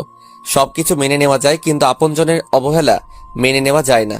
প্রচন্ড কষ্ট হচ্ছে আমার, এক পা হাঁটার শক্তি নেই আমার। সব বন্ধুরা আমাকে সাহায্য করে। আমার বন্ধু রাজু তার বাসায় নিয়ে আসলো। রাজু সব জানতো আমার আর অনিকার ব্যাপারে। আমি কিছুদিন রাজুদের বাসায় থেকে সুস্থ হয়ে নিলাম। আমার প্রতি রাতে প্রচন্ড কান্না পেত, সেই কান্না দেখার মতো কেউ নেই। অনিকার প্রতি আমার প্রচন্ড ঘৃণা জন্মেছে, আর আমার বাবার প্রতি খুব অভিমান সৃষ্টি হলো। আজ 15 দিন পর একটু সুস্থ হলাম, তাই আমি আমার বন্ধু রাজুর সাথে কলেজে গেলাম টিসি নিয়ে আসতে। আমি আস্তে আস্তে গেট দিয়ে ঢুকলাম। সবাই কেমন করে যেন আমার দিকে তাকিয়ে আছে। একটু সামনে যেতে দেখি অনিকা আমার সামনে দাঁড়িয়ে আছে। আমার তখন রাগটা চরমে উঠে গেল। আমি রাগটাকে কন্ট্রোল করে পাশ কাটিয়ে চলে আসতে যাব, তখনই অনিকা আমার পিছনে থেকে জড়িয়ে ধরলো। এক ঝাটকে অনিকাকে সরিয়ে দিলাম। মেহেদি, আমার কথাটা শোনো প্লিজ। সেখানে আমার কোনো চুপ, আর একটা কথা বলবে না। তোমায় নিজের থেকে বেশি ভালোবাসতাম। সেদিন তোমার বলা কথাগুলো শুনে আমি প্রায় মৃত হয়ে গেছি। তোমার জন্য আমার মা বাবা আমাকে ভুল বুঝে বাসা থেকে বের করে দিয়েছে। তোমার জন্য আমার বাবা মার সম্মান নষ্ট হয়েছে। কি চাও তুমি বলো? এই ছোট লোকের বাচ্চাটার মৃত্যু চাও তুমি? ওকে, মরে যাব আমি, তার আগে তুমি তোমার এই চেহারা আমাকে আর দেখাবে না। আর তোমাকে আগে আমি নিজের থেকে ভালোবাসতাম, আর এখন আমি পৃথিবীর সব থেকে বেশি ঘৃণা করি তোমাকে। তোমার ওই মিথ্যা আড়ালে ছলনাময় চেহারা আমাকে আর দেখাবে না, আর আমার এই ছোট লোকের বাচ্চার চেহারা তোমাকে আর কোনোদিন দেখাবো না। তাই আমি টিসি নিতে আসছি। আমি অনিকাকে কিছু না বলে প্রিন্সিপালের রুমে চলে আসলাম। তবে অনিকা আমাকে অনেক কিছু বলতে চেয়েছিল, আমি কিছু বলতে দেইনি। কি হবে ওর ছলনাময়ের কথা শুনে? যদি আবার ওর ওপর মায়া বাড়ে? আমি প্রিন্সিপালের রুম থেকে চলে আসলাম। অনিকা আমাকে কয়েকবার আমাকে ডাকলো, আমি না শুনে চলে আসলাম রাজুর বাসায়। দুপুরে খেয়ে ঘুমিয়ে আছি, তখন হঠাৎ করে কেউ আমার শার্টের কলার ধরে টানতে টানতে বাইরে নিয়ে আসলো। আমার নিজের বাবা আমাকে টানতে টানতে বাইরে নিয়ে এসে জোরে 2টা চড় মারলো। তুই আর কত জ্বালাবি? তুই আবার কালকে আনিকাকে ডিস্টার্ব করেছিস, আবার জড়িয়ে ধরেছিস। তোর লজ্জা করে না? এত কিছু হওয়ার পর তুই আবার আনিকার সাথে কথা বলেছিস। তুই আর এই শহরে থাকবি না, তুই এখনই এই শহর থেকে চলে যাবি। তোর মুখ আমি আর কোনোদিন দেখতে চাই না, তুই আজই চলে যাবি। তাই বলে বাবা চলে গেল। আর আমি জায়গায় দাঁড়িয়ে একভাবে কান্না করতে থাকলাম। আর অনিকার উপর আরো বেশি ঘৃণা হতে লাগলো। অনিকা এটা না করলেও পারতো। আমি রাজুর কাছ থেকে বিদায় নিয়ে রেল লাইন দিয়ে হাঁটছি বর্তমান। আর আপনারা তারপরে কি হয়েছে সবই তো জানেন। আমার চোখ দিয়ে টপ টপ করে পানি পড়ছে, দু চোখ দিয়ে। আর রিমি আর তার বাবা মা তিনজনেই কান্না করছে। রিমির বাবা বলল, তোমার সাথে যা হয়েছে তা খুব খারাপ হয়েছে, আর কোনোদিন নিজেকে এতিম বলবে না। এখন থেকে আমরা তোমার মা বাবা। তাই বলে তারা চলে গেল। আর রিমির সাথে সাথে আমাকে জড়িয়ে ধরে অজর কান্না করতে লাগলো। এই পাগলি, কান্না করছো কেন? তোমার জীবনের এত কিছু ঘটে গেল আর তুমি আমাকে একদিনও বললে না। আমি কি তোমার এতই পর? এবার আমি রিমিকে বাহুডোরে শক্ত করে জড়িয়ে বললাম, তুমি শুনে কষ্ট হবে বলে আমি বলিনি। এখন চলো, ঘুমাতে হবে। ছাড়ো আমাকে, চলো রুমে যাই। না, ছাড়বো না। আমি তোমাকে সারা দিন জড়িয়ে ধরে রাখবো। কাল থেকে ব্যবসা দেখা বন্ধ। তোমাকে আমি সারা সময় জড়িয়ে ধরে রাখবো। আমি পাগলিটার কথা শুনে হাসছি। কত ভালোবাসে পাগলিটা আমাকে। তারপর রিমিকে কোলে তুলে নিয়ে রুমে আসলাম আর শুয়ে পড়লাম। তবে রিমি আমার বুকে মাথা দিয়ে শুয়ে পড়লো। যদি কোনোদিন আনিকা এসে আমার কাছ থেকে তোমাকে নিয়ে যেতে আসে, তুমি তাহলে চলে যাবে? তুই ভাবলে কিভাবে? যার জন্য আমার জীবনের সবকিছু হারিয়েছি তাকে ঘৃণা ছাড়া ভালোবাসা যায় না। আর অনিকার জন্য আমি আমার পাগলিটাকে খুঁজে পেয়েছি। তারপর রিমি আমার বুকে ঘুমিয়ে পড়লো আর আমি রিমির মাথায় হাত বুলিয়ে দিচ্ছি। তখন মনে পড়লো অনিকা এখানে কি করতে এসেছিল। আর আমার নতুন জায়গা সব জেনে গেল। একমাত্র সেই জানে তার মনে কি আছে। আবার যদি আমার রিমিকে আমার কাছ থেকে ছিনিয়ে নেয়। তখন রাজুর কথা খুব মনে পড়লো। আজ 1 বছর পর রাজুর ফোনে কল দিচ্ছি। রাজু ফোন রিসিভ করলো আর আমি অঝোর ধারায় কান্না করে দিলাম। আসসালামু আলাইকুম। হ্যালো, কে বলছেন? চুপ করে আছি। কি হলো, কথা বলছেন না কেন? দোস্ত, আমি মেহেদি বলছি। কেমন আছিস তুই? মেহেদি, তুই কোথায় ছিলি দোস্ত এতদিন? তোকে আমরা কত খুঁজেছি। তুই কোথায় এখন? ঠিক আছিস তো? হ্যাঁ দোস্ত, ভালো আছি। আর আমি চাঁদপুর শহরে আছি। আর অনেক ভালো আছি। আর আমাকে খুঁজেছি মানে কি বলেছিস তুই? তুই চলে যাওয়ার পর তোর মা বাবা সবাই অনিকা সবাই অনেক খুঁজেছে তোকে, কিন্তু কোথাও পায়নি। তুই চলে যাওয়ার পর তোর মা বাবা তোকে না পেয়ে খুব কান্না করতো আর সব সময় মেহেদি মেহেদি বলতো। তুই কখন আসবি শুধু তাই চিন্তা করতো। আর কবে আসবি এখানে আমি তোর মা বাবার সাথে বলি। না দোস্ত, তুই কিছু বলবি না। আমি কোথায় আছি আর তোর উপর সেই বিশ্বাস আছে। তুই কারোর সাথে বলবি না। আর আমি মনে হয় আর কোনোদিন ওখানে ফিরে যাব না। কেন আসবি না তোর শহরে? আর তোর মা বাবা তো তাদের ভুল স্বীকার করেছে। আর আনিকা তোকে অনেক তুই চুপ কর। ওই অনিকার নাম আমার সামনে বলবি না। তুই ভালোভাবে জানিস আমি অনিকাকে কতটুকু ঘৃণা করি। আর কোনোদিন অনিকাকে মাফ করতে পারবো না। আর মা বাবা তারা তো জানতো তাদের ছেলে এরকম না। তারপরও ও আমাকে ভুল বুঝে বাড়ি ছাড়া করলো, তারপর শহর ছাড়া করলো। আমি আর কোনোদিন ফিরে যাব না ওখানে। আর আমি এখানে বিয়ে করেছি। আর আমার বউ আমাকে নিজের থেকেও বেশি ভালোবাসে। আর আমিও অনেক ভালোবাসি। আর আমি রিমিকে ছেড়ে কোথাও যাব না। যখন সবাই আমাকে ভুল বুঝে রাস্তার কুকুরের মতো দূর দূর করে তাড়িয়ে দিয়েছে, তখন এই মেয়েটি আমার পাশে এসে দাঁড়িয়েছে। আমি কখনো রিমিকে ছেড়ে যাব না। তুই বিয়ে করেছিস, আমাকে একবারও জানালি না? ভাবি তোকে অনেক ভালোবাসে, তাই না? খুব ভালোবাসে পাগলি বউ আমার। ও সব সময় আমার পাশে থাকে আর পাগলের মতো জড়িয়ে ধরে থাকে। আর রিমির দুষ্টামিগুলো আমি খুব ভালোবাসি। আমি রিমিকে ছেড়ে কোথাও যাব না। অনেক ভালোবাসি আমি রিমিকে। তোর অতীত রিমি বা তার মা বাবা কেউ জানে? সবাই জানে, তবে প্রথমে কাউকে জানাইনি, পরে সব জানাইছি। আর তোর কোনো চিন্তা করা লাগবে না, খুব ভালো আছি আমি। আচ্ছা তাহলে এখন রাখি, পরে কথা বলবো। আচ্ছা, ভালো থাকিস, বাই। এই বলে ফোন কেটে দিয়ে আমি যেই পিছনে ঘুরে বিছানায় আসতে যাব, আর তখনই দেখি রিমি দাঁড়িয়ে আছে আমার পিছনে। আর রিমির দু চোখ দিয়ে টপ টপ করে পানি পড়ছে। কি ব্যাপার, তুমি এখানে কেন? ঘুমাওনি তুমি? আর কান্না করছো কেন? তুমি জানো না তোমার কান্না আমার একদম সহ্য হয় না। এবার রিমি দৌড়িয়ে এসে আমাকে শক্ত করে জড়িয়ে ধরলো আর জোরে জোরে কান্না করছে। আমিও শক্ত করে জড়িয়ে ধরলাম আমার পাগলিটাকে। তখন রিমি আমার বুকে মুখ লুকিয়ে বলল, তুমি আমায় ছেড়ে কোনোদিন চলে যাবে না তো? তুমি চলে গেলে আমি সত্যি সত্যি মরে যাব। এই পাগলি, আমি কি কোনোদিন বলেছি তোমায় ছেড়ে চলে যাব? আর তোমায় ছাড়া মনে হয় আমি খুব ভালোভাবে বাঁচতে পারবো। তোমায় ছেড়ে কোনোদিন কোথাও যাব না। তুমি আমাকে এভাবে সারা জীবন ভালোবাসবে তো? আমার পাগলি বউটা, তোমায় আমি এমন ভাবে সারা জীবন ভালোবেসে যাব, এমনকি 50 বছর পর এমন ভাবে আমার বউটাকে ভালোবাসবো। বুঝলেন ম্যাম? বুঝলাম। আবার জড়িয়ে ধরো। চলো ঘুমাতে যাব, আবার কাল সকালে আমার অফিস আছে। না, যাব না। আমি হেঁটে যেতে পারবো না। এবার রিমিকে কোলে তুলে নিলাম আর রিমি আমার গলা শক্ত করে জড়িয়ে ধরলো আর আমার গালে একটা চুমু দিল। তারপর রিমি আমার দিকে এক দৃষ্টিতে তাকিয়ে আছে, আর আমিও রিমির দিকে একইভাবে তাকিয়ে আছি। তারপর বিছানায় চলে আসলাম। তখনও রিমি আমার গলা ছাড়েনি। এবার আমি শুয়ে পড়লাম, আর তখন রিমি আমার বুকের উপর শুয়ে পড়ল আর শক্ত করে জড়িয়ে ধরলো। এই শোনো, তোমার কাছে একটা জিনিস চাইবো, তুমি দিবে আমায়? বলো। আমার সব জিনিস তো তোমারই, এতে আবার চাওয়ার কি আছে? আমার না একটা তোমার মতো রাজকুমার চাই, দিবে আমায়? বলে লজ্জায় আমার বুকে মুখ লুকালো। দিতে পারি, কিন্তু তোমার মতো একটা সুন্দর রাজকুমারী দিতে হবে। না, আমি তোমার মতো রাজকুমার চাই। আচ্ছা ঠিক আছে, কিন্তু রাজকুমার আনতে হলে তো অনেক পরিশ্রম করতে হবে, আর তোমাকেও পরিশ্রম করতে হবে। যা দুষ্টু, আমার বুঝি লজ্জা করে না? আবার আমার বুকে মুখ লুকালো। আমি বুঝি না একটা মেয়ে এত লজ্জা পায়। তারপর লাইট অফ করে দিয়ে এক অজানা সুখে দুই নরনারী ব্যস্ত হয়ে গেল। সকালে ঘুমিয়ে আছি, হঠাৎ করে পানির ছিটকায় ঘুমটা ভেঙে গেল। চোখ খুলে দেখি রিমি এইমাত্র গোসল করে বের হলো। একটা হলুদ শাড়ি পরেছে আর চুলের পানি মুছছে। বাহ, কি সুন্দর লাগছে। আমি একভাবে তাকিয়ে আছি। রিমি আমার কাছে এসে বলল, কি দেখো এভাবে? তোমাকে দেখি। আমার পাগলি বউটা এত সুন্দর, মনে হয় সারাদিন দেখি। অমনি রিমি লজ্জা পেয়ে চলে যেতে লাগলো, আর অমনি রিমির হাত ধরে আমার বুকের উপর ফেললাম। এই কি করছো? ছাড়ো, সারা রাত দুষ্টামি করছো, এখন হবে না। এখন গোসল করে নিচে আসো, আমি নাস্তা দিচ্ছি। তারপর আমি নিচে নাস্তা করে অফিসে চলে আসলাম। অফিসে রিমি সবসময় ফোন দেবে আর বলে কোনো মেয়ের সাথে কথা বলবে না, আর ঠিক মতো খেয়ে নেব, আমি পরে আবার ফোন দিব। এই পাগড়িটাকে নিয়ে আর পারি না। অফিস শেষে বাড়ি আসার সময় রিমির জন্য কিছু ফুল, চকলেট আর আইসক্রিম নিলাম। খুব পছন্দ করে রিমি এগুলো। আমি দরজার সামনে দাঁড়িয়ে কলিং বেল বাজালাম। রিমি দরজা খুলে দিল, আর আমার হাতে ফুল, চকলেট, আইসক্রিম দেখে বাচ্চাদের মতো লাফাতে লাফাতে প্যাকেট আমার হাত থেকে নিয়ে আমার গালে একটা চুমু খেলো। তারপর দুজনে রুমে চলে আসলাম। আমি ফ্রেশ হতে গেলাম। ফ্রেশ হয়ে এসে দেখি রিমি চকলেট খাচ্ছে। অনেক সুন্দর লাগছে রিমিকে। আমি রিমির পাশে বসলাম। রিমি, তুমি জানো না সাবিকে রেখে একা একা খাওয়া ঠিক না? তুমি জানো না আমি দুইটা জিনিস কোনো দিন ভাগ দেব না। এক হলো চকলেট আর আইসক্রিম, আর দুই হলো আমার প্রাণের স্বামী। আচ্ছা, ভাগ দিও না, এখন আমাকে দাও, আমি খাবো। না, দেব না, সব একলা খাবো আমি। ওকে, তুমি সব খাও, আমি খাবো না। তাই বলে মিথ্যা রাগ দেখিয়ে বেলকনিতে চলে আসলাম আর বাইরের দিকে তাকিয়ে থাকলাম। আমি জানি রিমি এখনই কান্না করে আমাকে জড়িয়ে ধরবে, আর তখনই রিমি আমার পিছন থেকে জড়িয়ে ধরলো।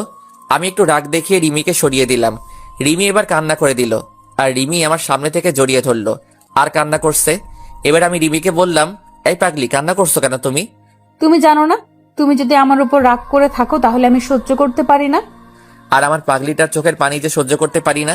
তারপর রিমি পিছন থেকে একটা আইসক্রিম বের করে আমার সামনে ধরলো। আমি খাবো না, আমাকে জোর করে খাইয়ে দিল। তারপর আমি রিমিকে খাইয়ে দিলাম। তারপর বিছানায় শুয়ে পড়লাম, আর রিমি আমার বুকে শুয়ে পড়ল। কিছুদিন পরে আমি অফিসে বসে কাজ করছি। তখন রিমি আমাকে ফোন দিয়ে বলল, তুমি তাড়াতাড়ি বাসায় চলে আসো, যত তাড়াতাড়ি পারো বাসায় আসো। আমার কিছু বলার আগে ফোন কেটে দিল। আমি তো ভয় পেয়ে গেছি, আমার রিমির কিছু হলো না তো আবার। আমি অফিস থেকে বেরিয়ে খুব তাড়াতাড়ি বাসায় চলে আসলাম। এসে কলিং বেল বাজালাম, আর সাথে সাথে দরজা খুলে গেল। রিমি দরজা খুলে দিল। আমি তখন রিমিকে বললাম, কি হয়েছে তোমার? তুমি ঠিক আছো তো? তোমাকে এমন দেখাচ্ছে কেন? কি হয়েছে তোমার? দেখো কারা এসেছে, ড্রয়িং রুমে বসে আছে। আমি আস্তে আস্তে ড্রয়িং রুমে আসলাম। এসে বিরাট বড় একটা শক খেলাম। মনে হলো পৃথিবী সব থেমে পড়েছে। খুব অবাক হলাম। আমি ড্রয়িং রুমে আর কেউ নেই। আমার মা বাবা, অনিকা আর অনিকার বাবা আর ভাই বসে আছে। আমি আস্তে আস্তে তাদের কাছে গেলাম। আমি কি করব কিছু বুঝে উঠতে পারছি না। তখন আমার কান্না করতে করতে আমাকে জড়িয়ে ধরলো। আমিও কান্না করে দিলাম। তুই কোথায় ছিলি বাবা? আমাদের কথা তোর একবারও মনে পড়েনি? তোর আমাদের উপর এত অভিমান? আমরা তো তোকে না বুঝে অনেক কষ্ট দিয়েছি, ক্ষমা করে দে বাবা। আর আমাদের সাথে চল তোর নিজের বাড়ি। মা, কি বলছো এসব? তুমি কেন ক্ষমা চাচ্ছ? তোমরা তো আমাকে না বুঝে ভুল বুঝেছ। আর আমি কোথাও যাব না, আমি এখানে ভালো আছি। আর আমি বিয়ে করেছি মা। রিমি, এদিকে আসো। মা, এই হচ্ছে তোমার বৌমা, যে আমাকে অনেক ভালোবাসে, নিজের জীবনের থেকেও বেশি ভালোবাসে। এবার রিমি মাকে সালাম করলো। বাহ, আমার মেয়েটা যে অনেক সুন্দর। তাই বলে রিমির কপালে একটা চুমুকে জড়িয়ে ধরলো। এবার আমি অনিকার দিকে তাকালাম। অনিকা মাথা নিচু করে বসে আছে আর ফুপিয়ে কান্না করছে। মেহেদি, আমাকে ক্ষমা করে দে বাবা, তখন মাথা ঠিক ছিল না। আমি তোকে না বুঝে অনেক কষ্ট দিয়েছি। আমার ভুলের জন্য তোর বাড়ি এমনকি শহর ছাড়তে হয়েছে। ছি বাবা, তুমি কেন ক্ষমা চাইছো? আর তোমার তো কোনো দোষ নেই, সব দোষ আমার। আমি যদি কলেজে ওরকম না করতাম তাহলে তোমার সম্মানহানি হতো না, আর আমারও শহর ছাড়তে হতো না। এবার রিমি বাবাকে সালাম করলো, আর বাবা রিমির মাথায় হাত বুলিয়ে দিল। এবার অনিকা আসলো আমার কাছে। চেহারা আগের মতো আর নেই, অনেক শুকিয়ে গেছে, চোখের নিচে কালি পড়ে গেছে। মেহেদি, আমাকে মাফ করে দাও। মা, আমি কোনো বিশ্বাসঘাতকের সাথে কথা বলতে চাই না, প্লিজ ওকে আমার সামনে থেকে চলে যেতে বলো, আর আমি এখন ফ্রেশ হব। তাই বলে আমি আমার রুমে চলে আসলাম। আমি বিছানায় বসে আছি, আর তখন অনিকা আমার রুমে আসলো। আর তখনই আমার ভীষণ রাগ হলো। আমি মুখে বিরক্তির ছাপ নিয়ে চলে আসতে যাব, আর তখনই অনিকা আমার হাত ধরে থামিয়ে দিল। আমি অনিকার দিকে ঘুরতে অনিকা আমার পা ধরে ফেললো, আর বলতে লাগলো, মেহেদি, আমাকে মাফ করে দাও প্লিজ। আমি সেদিন তোমাকে বাঁচাতে গিয়ে আমি সেদিন সবার সামনে মিথ্যে বলছি। আমার বাবা আমাকে বলেছিল আমি যদি ওই কথা না বলতাম তাহলে তোমাকে আমার ভাইয়া তোমাকে মেরে ফেলতো। তাই আমি সেদিন মিথ্যে বলছি। আর তুমি চলে আসার পর আমি তোমায় অনেক খুঁজেছি। তোমার জন্য প্রতি রাতে আমি কান্না করেছি। তোমার কথা ভেবে আমি ঠিক মতো ঘুমাতে পারিনি। তুমি চলে যাওয়াতে আমি একেবারে কলেজ যাওয়া বাদ দিয়ে দিছি। যেখানে তুমি নেই সেখানে আমি কিভাবে থাকি বলো? আমি তোমাকে ক্ষমা করতে পারবো না। তোমাকে আমি ঘৃণা করি, তোমার সাথেও কথা বলতে আমার ঘৃণা হচ্ছে। আমি তোমার চেহারাও দেখতে চাই না, আর তুমি কোনোদিন আমার সামনে আসবে না। আর আমার আর রিমির মধ্যে যেন না দেখি। আমি কোনো বিশ্বাসঘাতকের জন্য আমি রিমিকে হারাতে চাই না। আমি যতটুকু রিমিকে ভালোবাসি তার থেকে 1000 গুণ বেশি তোমাকে ঘৃণা করি। আমি তাই বলে চলে আসতে যাব, তখন দেখি রিমি দরজার কাছে দাঁড়িয়ে সব শুনছে আর ফুপিয়ে কান্না করছে। আমি রিমির কাছে যাওয়া মাত্র রিমি বলল, আমি একটা কথা বলবো, রাখবে আমার কথা? বলো কি কথা? আমি কি কোনোদিন তোমার কথা অমান্য করেছি? আনিকা আপু তোমাকে খুব ভালোবাসে, তুমি আনিকা আপুকে বিয়ে করে নাও। আমি কিচ্ছু মনে করব না, আর আমি দূরে কোথাও হারিয়ে যাব। আমি রিমিকে জোরে একটা চড় মারলাম। তুমি ভাবলে কি করে আমি তোমাকে রেখে আমি এই বিশ্বাসঘাতককে বিয়ে করব? আর তুমি কিভাবে এই কথাটা বললে? তুমি জানো না আমি তোমায় কতটা ভালোবাসি, আর আমায় ছাড়া তুমি থাকতে পারবে? আমার বুকে মাথা না দিয়ে ঘুমালে তোমার ঘুম আসবে? আর তোমায় ছাড়া আমি কোনোদিন ভালো থাকবো না। তোমায় আমি পাগলের মতো ভালোবাসি। কান্না করে জড়িয়ে ধরলাম। তারপর রিমিও আমাকে শক্ত করে জড়িয়ে ধরলো। আমিও তোমাকে অনেক ভালোবাসি, তোমায় ছাড়া আমি বাঁচতে পারবো না, তোমায় ছাড়া আমি ঘুমাতে পারবো না। আমাকে ছেড়ে চলে যেও না, তুমি চলে গেলে আমি আর বেঁচে থেকে কি হবে বলো? না পাগলি বউ আমার, তোমায় ছেড়ে কোনোদিন যাব না। অনিকা সব দেখছিল, আমার আর রিমির ভালোবাসা। তারপর অনিকা কান্না করতে করতে বাইরে চলে গেল। তারপর আমি আর রিমি ড্রয়িং রুমে আসলাম। আমি আসার সাথে সাথে অনিকার ভাই আমার দিকে এগিয়ে আসলো। মেহেদি, উপরে কি হলো জানি না, কিন্তু আনিকা কান্না করতে করতে চলে গেল। আগে যা হয়েছে সব ভুলে যাও, আর আমাদের সবাইকে ক্ষমা করে দাও। সেদিন তোমার একটা বন্ধু আছে, তার কথা শুনে আমরা তোমাকে ভুল বুঝেছি। প্লিজ তুমি আনিকাকে মাফ করে দাও, আর আমাদের সাথে চলো। আমি কোনোদিন আপনাকে বা আপনাদের কাউকে ক্ষমা করব না। আপনাদের জন্য আমার বাবার সম্মানহানি হয়েছে। আপনাদের জন্য আমি নিজের বাড়ি, এমনকি নিজের শহর ছাড়তে হয়েছে। তুমি চলে যাবার পর আনিকা সব সময় কান্না করতো, কলেজ যাওয়া বন্ধ করে দিছে, এমনকি ঠিকমতো খায় না, সব সময় নিজেকে একটা রুমে বন্দি রাখে। প্লিজ, আমি আর কাউকে বিশ্বাস করতে পারবো না। আর এই যে আমার বউ, সে আমাকে অনেক ভালোবাসে, আপনার বোনের মতো বিশ্বাসঘাতক না। আমি যখন এই শহরে নতুন এসেছি তখন না ছিল থাকার জায়গা, আর না ছিল খাওয়ার মতো টাকা। তখন এই রিমি আমাকে আশ্রয় দিয়ে পড়াশোনা করিয়ে আমি এখন চাকরি করি, আর আমি রিমিকে বিয়ে করি। তাই আপনারা আর কোনোদিন এই বাড়িতে আসবেন না, চলে যান এক্ষুনি। এরপর তারা সবাই চলে গেল। এবার আমি আমার মা বাবার কাছে গেলাম। মা বাবা, তোমরা আজ এখানে থাকো। কতদিন তোমাদের সাথে দেখা হয়নি, কতদিন একসাথে খাবার খাইনি। মা বাবা আর জোর করলো না, সবাই একসাথে অনেক গল্প করলাম। মা তো রিমিকে পেয়ে মনে হচ্ছে নিজের হারানো মেয়েকে ফিরে পেয়েছে। তারপর সবাই একসাথে রাতের খাবার খেয়ে মা বাবার বিছানায় পেতে দিল অন্য রুমে। তারপর যে যার রুমে গিয়ে শুয়ে পড়লাম। প্রতিদিনের মতো রিমি আমার বুকে মাথা দিয়ে শুয়ে আছে, কিন্তু কোনো কথা বলছে না, চুপচাপ শক্ত করে জড়িয়ে ধরে শুয়ে আছে। আমার কেমন খটকা লাগলো। এই রিমি, তুমি কথা বলছো না কেন? কি হয়েছে তোমার? এবার রিমির দিকে তাকিয়ে দেখি রিমি কান্না করছে। এই পাগলি, কান্না করছো কেন তুমি? কি হয়েছে তোমার? খুব ভয় হচ্ছে আমার। কেন ভয় পাচ্ছ? আমি তো আছি তোমার সাথে। ওরা যদি তোমাকে নিয়ে চলে যায় তাহলে আমি কি নিয়ে বাঁচবো? তখন কি হবে আমার? খুব ভয় হচ্ছে। তোমাকে যদি তারা নিয়ে যায় তাহলে আমি সত্যি বলছি আমি সেদিনই মরে যাব। চুপ পাগলি, আমার এ কথা বলে না। আমি কোথাও যাব না, আর আমি তোমায় ছাড়া আমিও বেঁচে থাকতে পারবো না। তারপর রিমির কপালে একটা ভালোবাসার পরশ এঁকে দিলাম, আর রিমি আমাকে শক্ত করে জড়িয়ে ধরে শুয়ে পড়ল। হঠাৎ কারো কান্নার শব্দে কারণে ঘুম ভেঙে গেল। আমি তাড়াতাড়ি উঠে দেখি রিমি আমার পাশে বসে কান্না করছে। কি হয়েছে, তুমি আবার কান্না করছো কেন?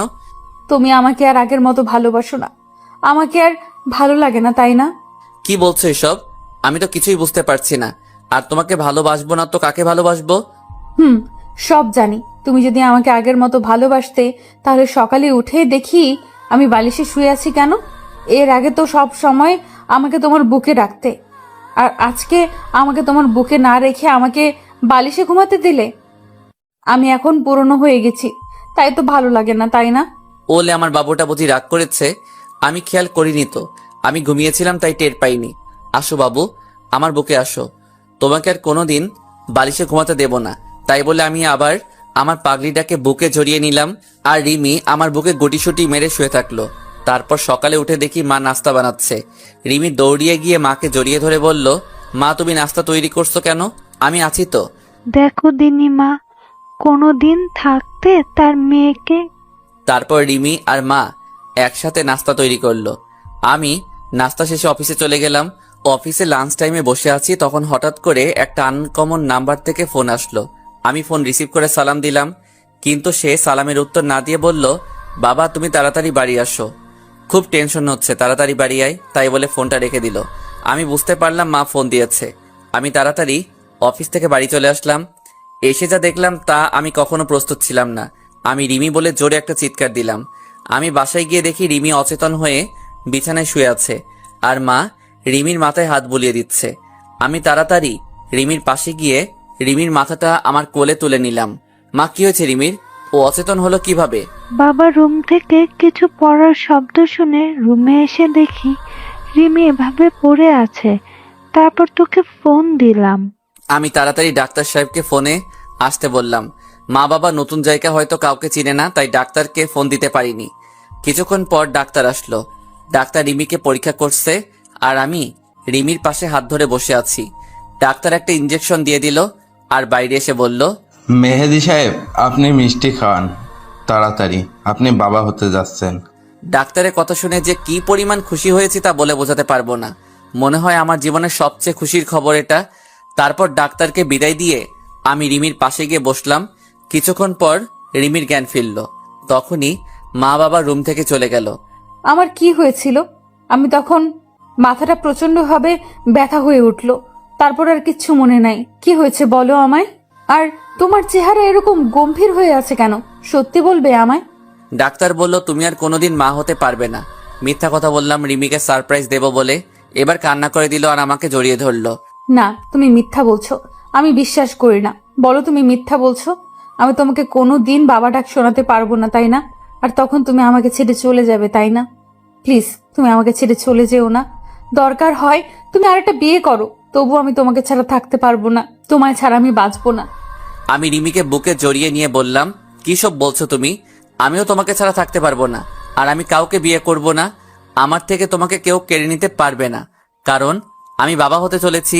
রিমি এবার আমার বুক থেকে মাথা উঠিয়ে আমার দিকে করুণ দৃষ্টিতে তাকিয়ে আছে।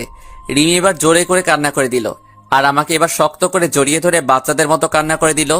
তুমি কেন আমাকে মিথ্যা বলছো? তুমি জানো কতটা কষ্ট পেয়েছিলাম আমি?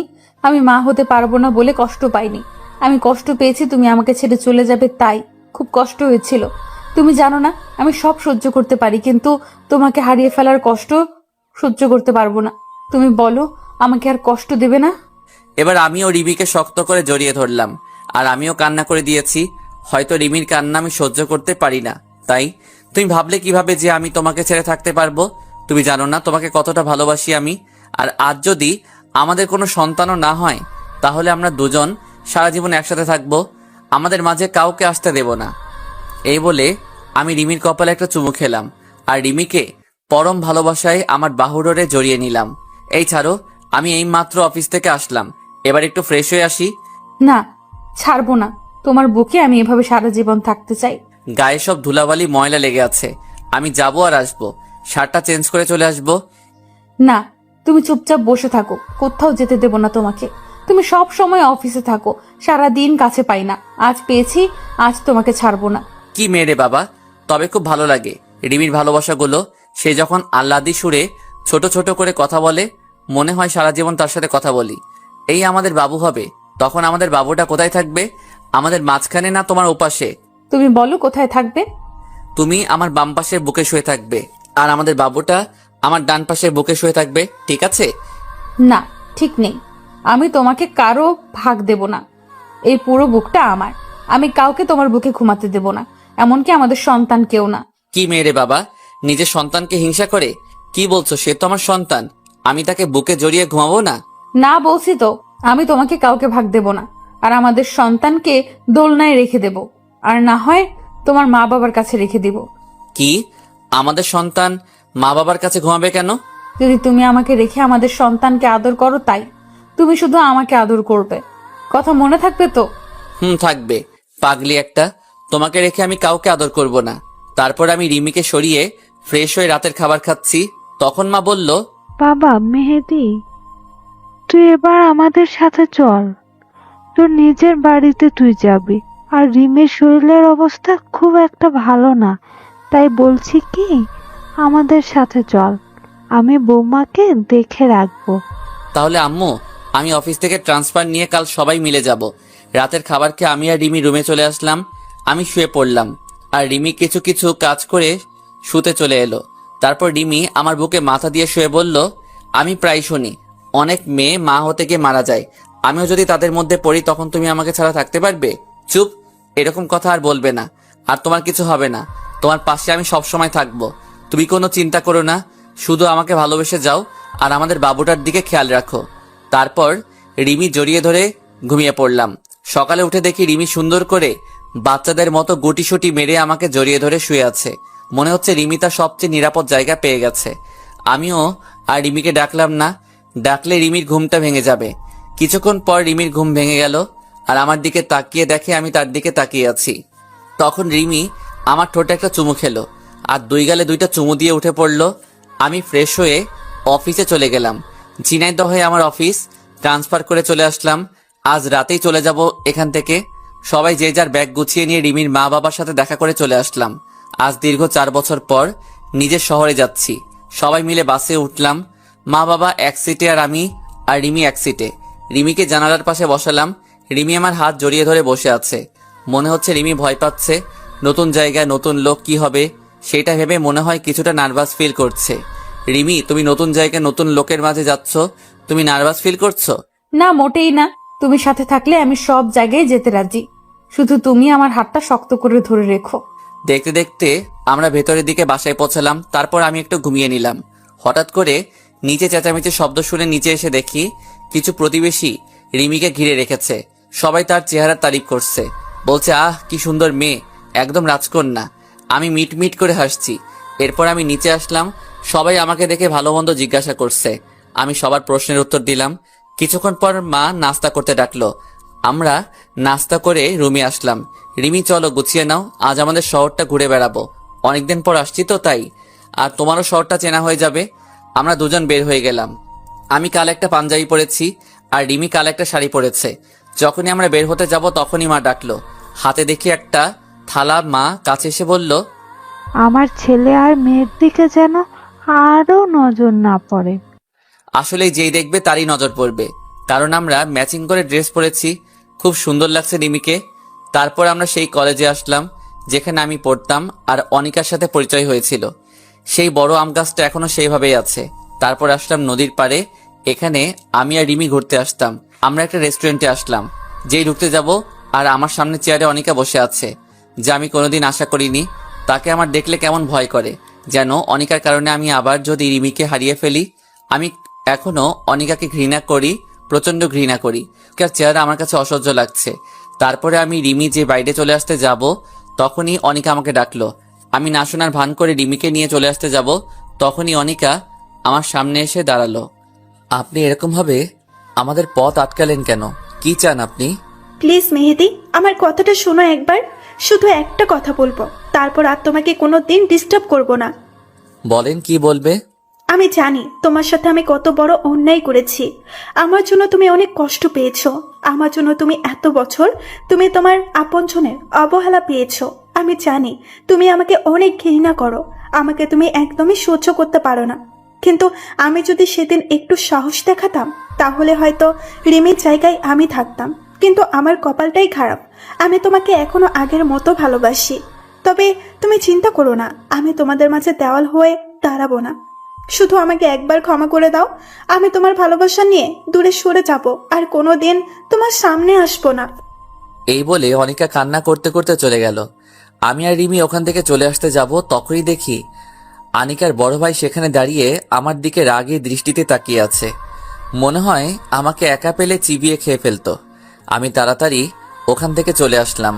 তারপর বাড়ি এসে রিমিকে রেখে চলে গেলাম আমার জানের জিগার দোস্ত রাজুর কাছে। আমি রাজুর বাড়ির সামনে দাঁড়িয়ে কলিং বেল বাজালাম। কিছুক্ষণ পর দরজা খুলে দিল। দরজা খুলল রাজুর মা। আন্টি কেমন আছেন? আমাকে চিনতে পারছেন? আমি মেহেদি। এইবার রাজুর মা খুব খুশি হয়ে, বাবা, তুই কতদিন পরে এলি? সেই চলে গেলি, আর ফিরে আসলে না। আন্টি রাজু কই? রাজু তার রুমে আছে, যাও দেখা করে আসো। আমি রাজুর রুমে গিয়ে দেখি রাজু চোখ বন্ধ করে হেডফোনে গান শুনছে। আমি আস্তে আস্তে রাজুর কাছে গিয়ে রাজুকে একটা চড় মারলাম আস্তে করে। রাজু ভয় পেয়ে তাড়াতাড়ি উঠে পড়ল। আর রাজু সামনে তাকিয়ে দেখে আমি দাঁড়িয়ে আছি। রাজু দৌড়িয়ে আমাকে জড়িয়ে ধরে বলল, কেমন আছিস দোস্ত? তুই চলে যাওয়ার পর থেকে আমি আড্ডা মারা বন্ধ করে দিছি। তুই না থাকলে কিভাবে মজা হবে বল? এবার থেকে আবার আড্ডা হবে। আমি চলে আসছি না? চল আগে ভাবির সাথে দেখা করে আসি। চলো, কিন্তু ভাবিকে পেয়ে যেন আমাকে ভুলে যাস না শালা। তারপর দুজনে চলে আসলাম আমাদের বাসায়। তারপর রুমে ঢুকে দেখি রিমি কাপড় গুছিয়ে আলমারিতে রাখছে। আমি পিছন থেকে গিয়ে রিমিকে জড়িয়ে ধরলাম। রিমি ভয় পেয়ে বলল, এভাবে কেউ জড়িয়ে ধরে? আমি তো ভয় পেয়ে গেছি। তারপর আমি রাজুর সাথে রিমির পরিচয় করিয়ে দিলাম। এভাবে আমাদের সুখের সংসার চলতে থাকলো। তবে এখন আর অনিকাকে দেখা যায় না, আর ডিস্টার্বও করে না। কিন্তু আমার মনে হয় কেউ আমার পিছু দিচ্ছে। এভাবে আমার আর রিমির সংসার 8 মাস চলে গেল। আজ আমি অফিসে বসে কাজ করছি, তখন আমার বাবা ফোন দিয়ে বলল রিমিকে হাসপাতালে নেওয়া হয়েছে। রিমির ডেলিভারি পেইন উঠেছে। তাই আমিও সবকিছু ফেলে তাড়াতাড়ি হাসপাতালে চলে আসলাম। এসে দেখি রিমিকে ওটিতে নেওয়া হয়েছে। আমি বাইরে অপেক্ষা করছি, খুব টেনশন হচ্ছে। কিছুক্ষণ পর ডাক্তার বের হয়ে আসলো। আমি সাথে সাথে ডাক্তারের কাছে গেলাম। ডাক্তার, কি হয়েছে আমার রিমির? আপনি কিছু বলছেন না কেন? মেহেদি সাহেব, আপনার মেয়ে হয়েছে আর বাচ্চার মা সরি। তাই বলে ডাক্তার চলে গেল। আমি সাথে সাথে সেখানে চুপ করে বসে পড়লাম। আমার মাথা কিছু কাজ করছিল না। কি করব আমি? কিভাবে থাকবো রিমিকে ছাড়া? তারপর আমি দৌড়িয়ে রিমির কাছে গেলাম। যে দেখি রিমি চোখ বুজে শুয়ে আছে। আমি রিমিকে জড়িয়ে ধরে কান্না শুরু করে দিলাম। তুমি কথা দিয়েছিলে তুমি আমাকে ছেড়ে কোথাও যাবে না, তাহলে কেন চলে গেলে?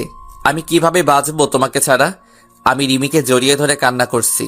তারপর হঠাৎ করে কেউ আমাকে জড়িয়ে ধরলো আর বলছে, তোমাকে ছেড়ে কোথাও যাব না পাগল।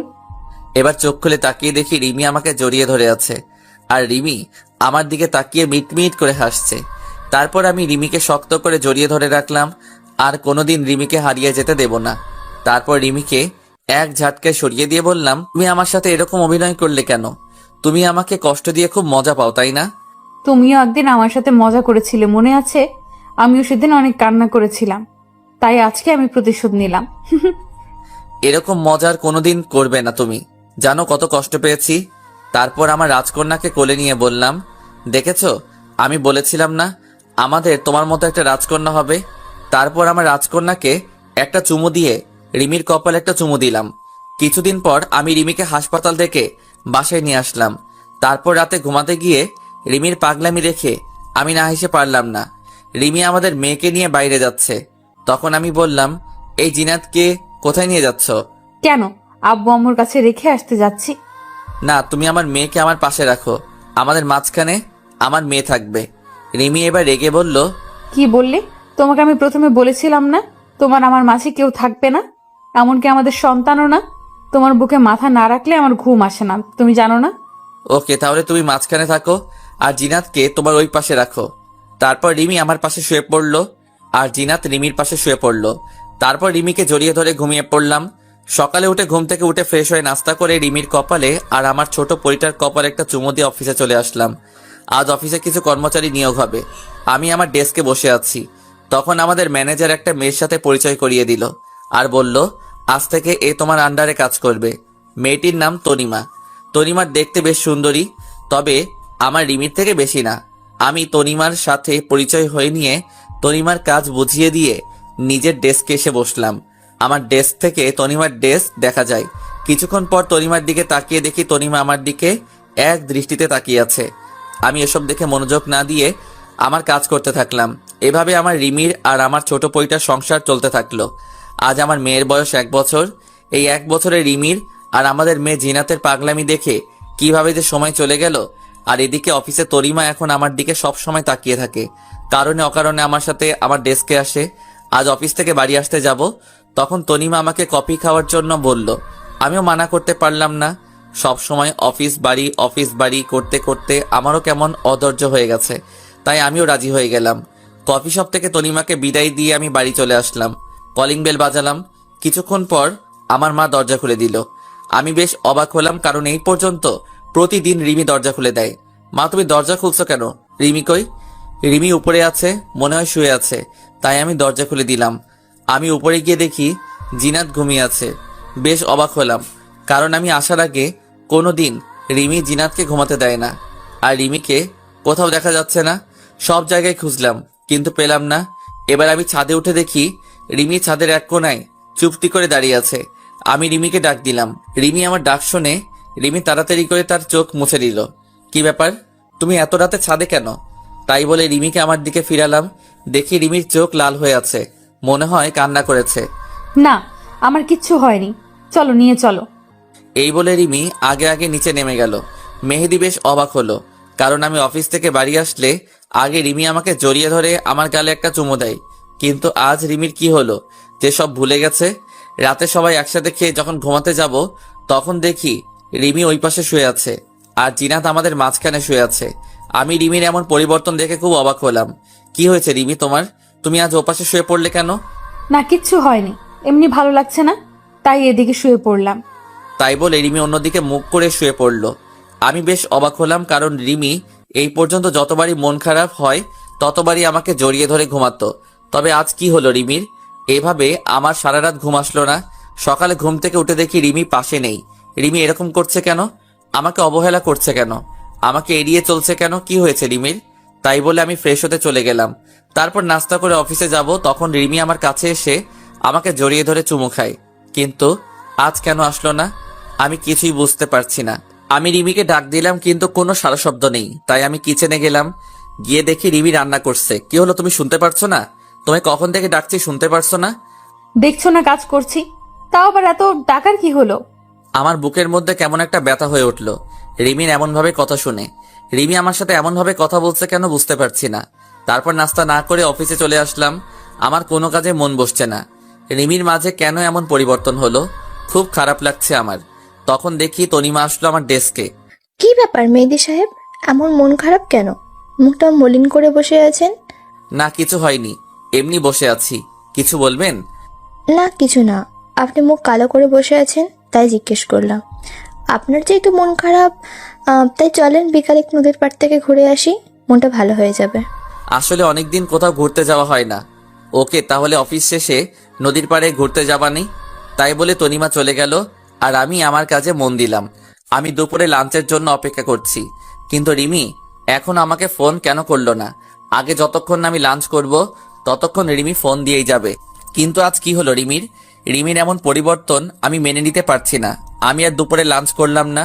বিকালে অফিস শেষ করে ডেস্কে বসে আছি, তখন তনিমা আসলো আর আমি তনিমার সাথে একটা রিকশায় করে নদীর পাড়ে এলাম। আমি আর তনিমা পাশাপাশি হাঁটছি। তখন তনিমা পা পিছলিয়ে পড়ে যাচ্ছিল।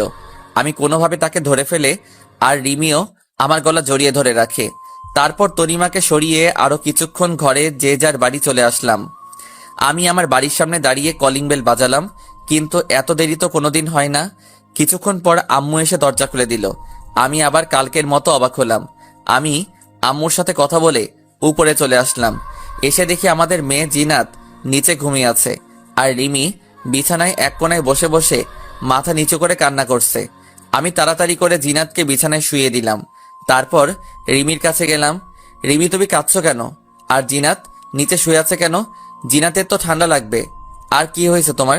তুমি এভাবে কান্না করছো কেন? আর তোমার মধ্যে এত পরিবর্তন কিভাবে আসলো? তুমি আজ লাঞ্চের সময় আমাকে ফোন করনি কেন? আর দরজা মা খুলে দেয় কেন? কি হয়েছে তোমার, বলবে তো আমায়? পরিবর্তন আমার না, তোর হয়েছে। আমাকে এখন ভালো লাগে না বললেই হতো। কেন আমার জীবন নিয়ে খেলা করছিস? কি দোষ করেছি আমি যে আমার সাথে তুই এমন করবি? তোকে তো আমি নিজের জীবনের চাইতেও বেশি ভালোবাসি। তাহলে কেন তুই অন্য মেয়ের সাথে লুতুপুতু করিস? তোর কাছে তো শুধু আমি কিচ্ছু চাইনি, শুধু একটু ভালোবাসা চেয়েছি। আর তুই কি না নিজের ঘরের বউ রেখে অন্য মেয়ের সাথে লুতুপুতু করিস? তুই এরকম লুচ্চা ছেলে আমি আগে জানলে কোনো দিন তোকে বিয়ে করতাম না। আমি এবার রিমিকে জোরে একটা চর মারলাম, কারণ রিমি যা বলছে আমি সব সহ্য করতে পারবো না। কিন্তু লুচ্চা বলেছে, তাই আর নিজের রাগটাকে কন্ট্রোল করতে পারিনি, তাই একটা চর মারছি। দেখো রিমি, একদম আবল তাবল কথা বলবে না। আর তুমি কি বললে? আমি অন্য মেয়ের সাথে লুতুপুতু করছি, তাই না? তুমি ভাবলে কিভাবে আমি অন্য মেয়ের সাথে লুচ্চামি করছি? অন্তত তোমার মুখ থেকে আমি এ কথা আশা করিনি। তোমার কোথাও ভুল হচ্ছে রিমি। আমি তোমাকে ছাড়া কোনো মেয়েকে ভাবতে পারি না।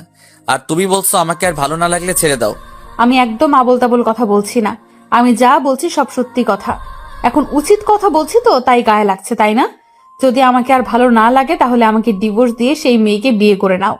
তাহলে তোমাদের মাঝে আর আমি বাধা হয়ে দাঁড়াবো না। আমি আমার মেয়ে নিয়ে চলে যাব তোমাদের জীবন থেকে, তাহলে কেউ বাধা দেবে না। তাই বলে রিমি বিছানায় অন্যদিকে মুখ করে শুয়ে পড়লো। আর আমি রিমির কথা শুনে যেন আমার মাথায় আকাশ ভেঙে পড়লো। আমার মাথা কোনো কাজ করছে না, চোখ দিয়ে অনবরত পানি বের হয়ে যাচ্ছে। তারপর আমি ছাদে চলে আসলাম। আজ আমার কষ্টটা সবচেয়ে বেশি। মনে হচ্ছে পৃথিবীর সব কষ্ট আমার মধ্যে বিরাজ করছে। খুব কষ্ট হচ্ছে রিমির কথা শুনে। রিমি আমাকে সন্দেহ করলো, রিমি আমাকে লুচ্চা ছেলে বলল। আমি কোনোদিন স্বপ্নেও ভাবতে পারিনি যে রিমি আমাকে এমন বলবে। তারপর আমি নিচে গিয়ে দোকান থেকে এক প্যাকেট সিগারেট কিনে নিয়ে আসলাম। আজ অনেকদিন পর সিগারেট খাচ্ছি। যদি মনে কষ্টগুলো যদি এইভাবে ধোয়ার সাথে বের করতে পারতাম, তাহলে পৃথিবীতে আর কারো কষ্ট হতো না। রিমিকে আমি অনেক ভালোবাসি। রিমি আমাকে সন্দেহ করলো। আমার ভাবতে কষ্ট হচ্ছে যে রিমি আমার সাথে এমন ব্যবহার করলো। তারপর সব সিগারেট শেষ করে রাত 2টার দিকে রুমে আসলাম। দেখি আমার পরীটা ঘুমিয়ে আছে। আমি আস্তে আস্তে করে জিনার কপালে একটা চুমু খেলাম, আর রিমির কপালে চুমু খেয়ে আমি নিজের জায়গায় শুয়ে পড়লাম। সকালে ঘুম থেকে উঠে দেখি সকাল 10টা বাজে, আর রিমি, জিনাত কেউ নেই পাশে। আজ রিমি আমাকে ডাকলো না অফিস যাওয়ার জন্য। কিছুক্ষণ বিছানায় বসে রিমির কথা ভাবছিলাম। তারপর ফ্রেশ হয়ে নিচে গিয়ে দেখি জিনাত তার দাদির সাথে খেলা করছে, আর রিমি রান্নাঘরে রান্না করছে। আমি নিচে আসতেই মা বলল, মেহেদি, আজ অফিস যাসনি বাবা? না মা, আজ শরীরটা ভালো লাগছে না, তাই আজ যাইনি। তারপর কিচেনে চলে গেলাম। গিয়ে দেখি রিমি দাঁড়িয়ে আছে। আমি পিছন থেকে রিমিকে জড়িয়ে ধরলাম, কিন্তু রিমি আমাকে এক ঝটকে সরিয়ে দিল। তারপর রিমি আমাকে 1 কাপ চা দিয়ে কিচেন থেকে বেরিয়ে পড়ল। রিমির এমন আচরণে অনেক কষ্ট পেলাম, আর বুকের মধ্যে চিনচিন ব্যথা অনুভব করলাম। আমি চা না খেয়ে রুমে চলে আসলাম। রুমে এসে দেখি রিমি বিছানা গোছাচ্ছে। রিমি, সরি কালকে তোমার গায়ে হাত ওঠানোর জন্য। আসলে কাল মাথাটা রিমি আমাকে কিছু বলতে না দিয়ে মুখে একরাশ বিরক্তি ভাব নিয়ে এসে রুম থেকে হনহন করে চলে গেল। রিমি সকাল থেকে আমার সাথে একবারও কথা বলেনি, তাই আমিও রাগ করে বাইরে চলে আসলাম। সারাদিন বাইরে কাটিয়ে দিয়ে রাত 11টার সময় বাড়ি আসলাম, কিন্তু রিমি আমাকে একবারও ফোন করলো না। কোথায় আছি, কিছু খেয়েছি কিনা। মনে হচ্ছে সবকিছু ছেড়ে আমি কোথাও চলে যাই, যেখানে কোনো প্যারা নেই। রাতে বাড়ি এসে দেখি রিমি আর আমার ছোট পরীটা শুয়ে আছে। রিমি আমাকে দেখে অন্য দিকে শুয়ে পড়লো, আর আমি জিনাতকে একটু কোলে চুমু খেয়ে জিনাতকে শুয়ে দিলাম। রিমি, আমার ক্ষুধা লাগছে, আমার খাবার কই? রিমি কোনো কথা বলছে না, চুপচাপ শুয়ে আছে। তাই আমি আর কিছু না বলে শুয়ে পড়লাম। শুয়ে শুয়ে ভাবছি কি দোষ করেছি যে রিমি আমাকে এত বড় সাজা দিচ্ছে। রিমির অবহেলা আমার সহ্য হচ্ছে না। আপনজনের অবহেলাগুলো অনেক কষ্টদায়ক হয়, যা সহ্য করার মতো মন আমাদের দেয়নি। সকালে উঠে ফ্রেশ হয়ে নাস্তা না করে অফিসে চলে আসলাম। অফিসের কাজে কোনো রকম মন বসছে না, তাই আনমনে বসে রইছি। অফিস শেষে রিক্সার জন্য বাইরে দাঁড়িয়ে আছি, তখন তনিমা রিক্সা নিয়ে আসলো। এসে বলল, মেহেদি সাহেব, আমার সাথে এক জায়গায় একটু যেতে পারবেন? খুবই দরকারি কাজ। প্লিজ চলেন, আপনি গেলে খুবই ভালো হয়। আমি যাব না। আমাকে জোর করে নিয়ে গেল। হঠাৎ করে রিক্সা থেমে গেল। আমি তাকিয়ে দেখি একটা হোটেলের নিচে দাঁড়িয়ে আছি। তারপর তনিমা আমার হাত ধরে টানতে টানতে নিয়ে গেল আর বলল, আমার এক কাজিনের সাথে দেখা করতে এসেছি, কিন্তু দেখা হয়নি, তাই আমরা আবার বেরিয়ে আসলাম। তারপর তনিমা আমাকে জোর করে ডিনার করালো। আমি আর কিছু বললাম না। তারপর ডিনার করে বাড়ি এসে কলিং বেল বাজালাম আর দেখলাম বাবা দরজা খুললো। বাবা, কেমন আছো তুমি? আর কখন আসলে তুমি? বাবা চাকরির কারণে বাইরে থাকে। বাবা কোনো কথা না বলে আমার গালে সজোরে 2টা চড় মারলো। তুই এইরকম আমি কোনোদিন ভাবতেই পারিনি। তোকে ছেলে হিসেবে পরিচয় দিতে আমার ঘৃণা হচ্ছে। তারপর বাবা চলে গেল। আমি মায়ের কাছে গেলাম, কিন্তু মা কোনো কথা না বলে আমার সামনে থেকে চলে গেল। আমি কিছুই বুঝতে পারছি না। তারপর আমি রুমে গিয়ে দেখি রিমি তার সব জামা কাপড় ব্যাগে গোছাচ্ছে, সাথে জিনাতের কাপড়গুলো। কি হলো রিমি, তুমি ব্যাগ গোছাচ্ছ কেন? কোথায় যাবে তুমি?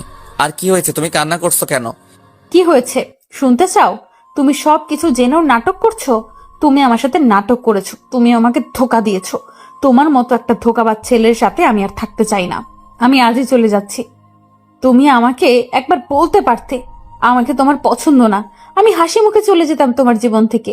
শুধু এত নাটক করার কোনো দরকার ছিল না। তুমি তাকে নিয়ে একসাথে রিকশায় উঠেছো, নদীর পাড়ে ঘুরতে গেছো, তাকে জড়িয়ে ধরেছো, তার সাথে হোটেলে গিয়েছো। ছি ছি ছি ছি ছি মেহেদি, অন্তত তোমার দ্বারা আমি এসব কাজ আশা করিনি। কি বলছো সব? আমি কেন অন্য মেয়ের সাথে হোটেলে যাব, নদীর পাড়ে যাব, আর কাকে জড়িয়ে ধরেছি? আমি তো কিছুই বুঝতে পারছি না। আমি জানি তুমি এরকম কথা বলবে। তুমি এখনো আমার সাথে নাটক করছো। তাহলে এগুলো কি বলো? এগুলো সব কি নাটক? তাই বলে রিমি আমার সামনে কিছু ছবি ছুড়ে দিল। আমি ছবিগুলো দেখে নিজের চোখকে বিশ্বাস করতে পারছি না। আমার চোখ কপালে উঠে গেছে। আমার মাথা কাজ করা বন্ধ করে দিয়েছে। রিমি যেই ছবিগুলো আমার সামনে রাখলো সেগুলো সব আমার আর তনিমার পিক ছিল। আমি আর তনিমা একসাথে রিকশায় বসে আসি। তারপর আমি তনিমাকে জড়িয়ে ধরে আসি। আমি আর তনিমা একটা হোটেলে একটা রুমে উলঙ্গ অবস্থায় দাঁড়িয়ে আসি। আমার মাথা কেমন চক্কর দিয়ে উঠলো। আমি তনিমার সাথে ঘুরে বেরিয়েছি। সেগুলো কেউ ছবি তুলে রিমির কাছে দিছে, আর রিমি সেগুলো দেখে ভুল বুঝলো। আর হোটেলের পিকটা এটা এডিট করা, কারণ আপনারা তো জানেন রিমি, তুমি এগুলো দেখে তুমি আমাকে সন্দেহ করছো। তনিমা আমার অফিসের কলিগ, তার সাথে একটু ঘুরতে গিয়েছিলাম। আর এই ছবিটা সম্পূর্ণভাবে এডিট করা, কারণ আমি আর তনিমা তার এক কাজিনের সাথে দেখা করতে গেছিলাম। আর কেউ চুপি চুপি ছবি তুলে এডিট করেছে। তুমি বিশ্বাস করো রিমি, তনিমা আমার কলিগ আর ফ্রেন্ড, তার বিষয় আর কিছুই না। কেউ প্ল্যান করে আমাদের সংসারটা নষ্ট করতে চাইছে। এত কিছু হওয়ার পরও তুমি আমাকে বিশ্বাস করতে বলছো? রিকশায় চড়া, জড়িয়ে ধরা, তাহলে সব এডিট করা বলো? রিমি, তুমি বিশ্বাস করো, আমার আর তনিমার মধ্যে সেরকম কিছুই নাই। তুমি বোঝার চেষ্টা করো রিমি, আমি শুধু তোমাকেই ভালোবাসি। তোমার জায়গায় আমি অন্য কাউকে জায়গা দেব তুমি ভাবলে কিভাবে? আমি অত কিছু শুনতে চাই না। আমি তোমার কাছে আর থাকবো না। তুমি একটা বিশ্বাসঘাতক। তোমাকে বিয়ে করে, তোমাকে বিশ্বাস করে ভুল করেছি আমি। তোমাকে আমি কি দেইনি? তোমাকে নিজের জীবনের চাইতেও আমি বেশি ভালোবাসতাম। আমি তো তোমার কাছ থেকে বেশি কিছু চাইনি, শুধু একটু ভালোবাসা চেয়েছি। আর ঘুমানোর জন্য তোমার বিশ্বস্ত বুকটাই চেয়েছিলাম। কেন তুমি এরকম করলে? আমি মনে হয় তোমাকে তোমার মতো ভালোবাসতে পারিনি। ওই মেয়েটা মনে তোমাকে খুব ভালোবাসে, তাই না? তবে তুমি চিন্তা করো না, তোমার আর তনিমার মধ্যে আমি বাধা হব না। পারলে আমাকে ক্ষমা করে দাও। তোমাকে নিজের করে রাখতে পারলাম না। বলে রিমি ব্যাগ আর জিনাতকে নিয়ে চলে গেল। আমি রিমিকে কয়েকবার ডাকলাম, কিন্তু রিমি শুনল না, সোজা রুম থেকে চলে গেল। রিমির কথা শুনে চোখ দিয়ে টপ টপ করে পানি পড়ছে। তুমি আমার কথা বিশ্বাস করলে না রিমি, তোমার দেখাটাই তুমি সত্য মনে করে নিলে। এর পিছনে আসল ঘটনাটা তুমি না জেনেই আমাকে ছেড়ে চলে গেলে। তুমি আমাকে বিশ্বাস করতে পারোনি। তোমার মেহেদি শুধু তোমাকেই ভালোবাসে, আর কাউকে না। হঠাৎ দেখি রিমি আবার রুমে আসলো। আমি রিমিকে দেখে মনে একটু শান্তি পেলাম। হয়তো রিমি তার ভুল বুঝতে পেরেছে। আমি চোখ মুছে রিমির দিকে তাকালাম। রিমি দৌড়ে এসে আমাকে শক্ত করে জড়িয়ে ধরলো। আমিও রিমিকে জড়িয়ে ধরলাম। আমি জানতাম তুমি ফিরে আসবে, কারণ তোমাকে ছাড়া আমি থাকতে পারবো না, আর তুমিও পারবো না আমাকে ছেড়ে। হঠাৎ রিমি আমাকে এক ঝটকায় দূরে সরিয়ে দিল। আর কাছে সে আমার কপালে একটা চুমু দিয়ে আবার চলে গেল। আমি এক জায়গায় নীরব হয়ে দাঁড়িয়ে আছি। আমার হাঁটার কোনো শক্তি নেই। আমি বিছানার উপর বসে পড়লাম, আর কান্না যেন থামছে না, অনবরত চোখ দিয়ে পানি বের হয়ে যাচ্ছে। তারপর রুমে মা আসলো। তোর জন্য আমার মেয়েটা আজ বাড়ি থেকে চলে গেল। তোকে নিজের ছেলে ভাবতেও লজ্জা হচ্ছে। তুই কেমন করে পারলি এমন একটা কাজ করতে? রিমি তোকে কত ভালোবাসে, আর তুই বাইরের একটা মেয়ের সাথে। ছি ছি। মায়ের পা জড়িয়ে ধরে, মা তুমি বিশ্বাস করো, ওই মেয়ের সাথে আমার কোনো সম্পর্ক নেই। তোমরা আমাকে ভুল বুঝছো। আমি শুধু রিমিকে ভালোবাসি। রিমিকে ছাড়া আমি থাকতে পারবো না মা। আমার জন্য রিমি আমাকে ভুল বুঝলো। আমাকে ক্ষমা করে দাও মা। তোকে বিশ্বাস করতেও আমার ভয় হচ্ছে। তুই যেদিন আমার মেয়েটাকে ফেরত নিয়ে আসবি সেদিন আমি তোকে ক্ষমা করব, তার আগে না। তাই বলে মা রুম থেকে চলে গেল, আর আমি বসে বসে অযথরায় কান্না করছি। মা তুমিও আমাকে ভুল বুঝলে। আমি এই আপনজনের অবহেলা আর সইতে পারছি না। তারপর না খেয়েই ছাদে চলে আসলাম। আজ জ্যোৎস্নার রাত কত সুন্দরভাবে আলো ছড়িয়ে দিচ্ছে। শুধু আমার মনের ভিতর অন্ধকার হয়ে আছে, আর সেখানে ঘুরে বেড়াচ্ছে কারো ভুল বুঝে ছেড়ে যাওয়ার কষ্ট, আর কারো অবহেলা। সারা রাত চাঁদের দিকে তাকিয়ে রাতটুকু পার করে দিলাম, আর অনবরত চোখ দিয়ে পানি পড়ছে। খুব কষ্ট হচ্ছে। আমার মনে হচ্ছে এই জীবনটা যদি এখনই থেমে যেত তাহলে আমাকে আর কষ্ট পেতে হতো না। এভাবে রিমির কথা ভাবতে সকাল হয়ে গেছে। এখনো ছাদে বসে আছি। আজ আর অফিস যাব না। কি হবে অফিসে গিয়ে? যার সুখের জন্য চাকরি করতাম সেই যদি আজ না থাকে তাহলে কি হবে অফিস গিয়ে? সারাদিন রুমে বসে কাটিয়ে দিলাম।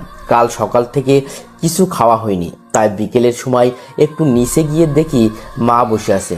মা কিছু খেতে দাও, খুব ক্ষুধা হয়েছে। রান্না হয়নি আগে।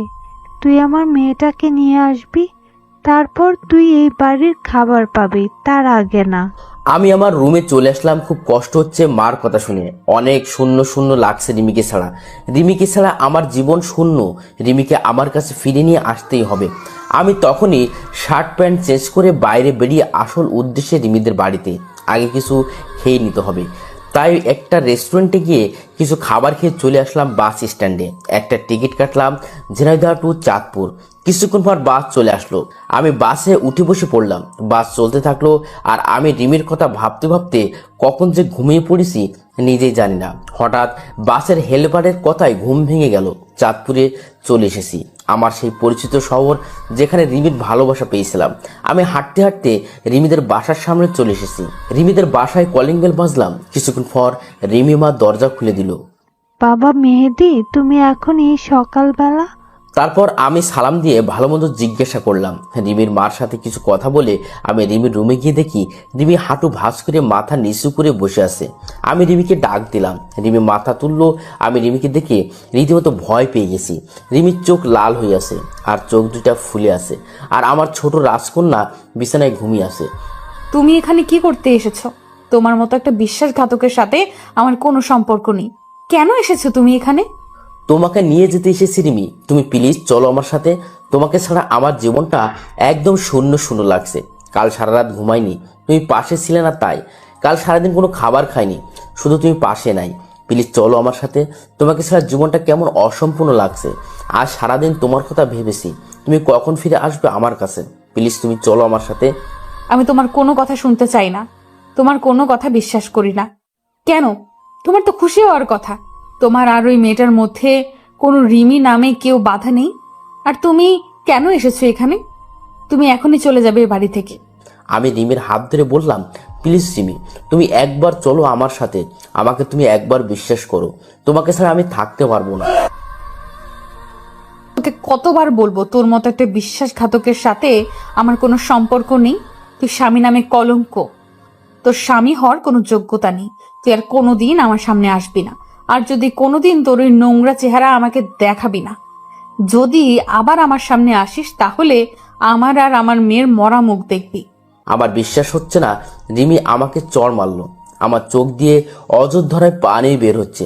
আমি এককভাবে এক জায়গায় দাঁড়িয়ে আছি, কোনো কথা বের হচ্ছে না। খুব কষ্ট হচ্ছে। রিমি তার সামনে আসতে মানা করেছে বলে। ঠিক আছে, আর কোনোদিন তোমার সামনে আসবো না। আমার এই নোংরা চেহারা তোমাকে দেখাবো না। তবে হ্যাঁ, তুমি যা দেখেছো শুনেছো সবটা ভুল ছিল, সবটা মিথ্যা ছিল। তোমাকে আমি এখনো ভালোবাসি, আর এর পরেও একইভাবে ভালোবাসবো। তুমি যখন তোমার ভুল বুঝবে তখন আমার কাছে ফিরে আসতে পারো। যদি বেঁচে থাকি তাহলে অবশ্যই তোমাকে কাছে টেনে নেব, অপমান করে ফিরিয়ে দেব না। তাই বলে আমি আমার ছোট পরিটার দিকে এগিয়ে গেলাম একটু কপালে চুমু দেবো বলে। তখন রিমি বলল, তোর এই নোংরা শরীরে আমার মেয়েকে টাচ করবি না। যদি করিস তাহলে আমি আমার মেয়েকে নিজের হাতে খুন করব। আমি রিমির কথা শুনে সাথে সাথে দাঁড়িয়ে পড়লাম আর আমার মেয়েটাকে দেখে রুম থেকে বেরিয়ে পড়লাম। রিমির কথা শুনে প্রচণ্ড কষ্ট হচ্ছে, মনে হচ্ছে কোনো বড় পাথর আমার বুকের ওপরে রেখে দিয়েছে। রিমিদের বাড়ি থেকে বেরিয়ে আনমনে রাস্তা দিয়ে হাঁটছে আর চোখ দিয়ে টপ টপ করে পানি পড়ছে। আমি আবার বাস স্টেশনে চলে আসলাম আর একটা টিকিট কেটে ঝিনাইদহের উদ্দেশ্যে চলে আসলাম।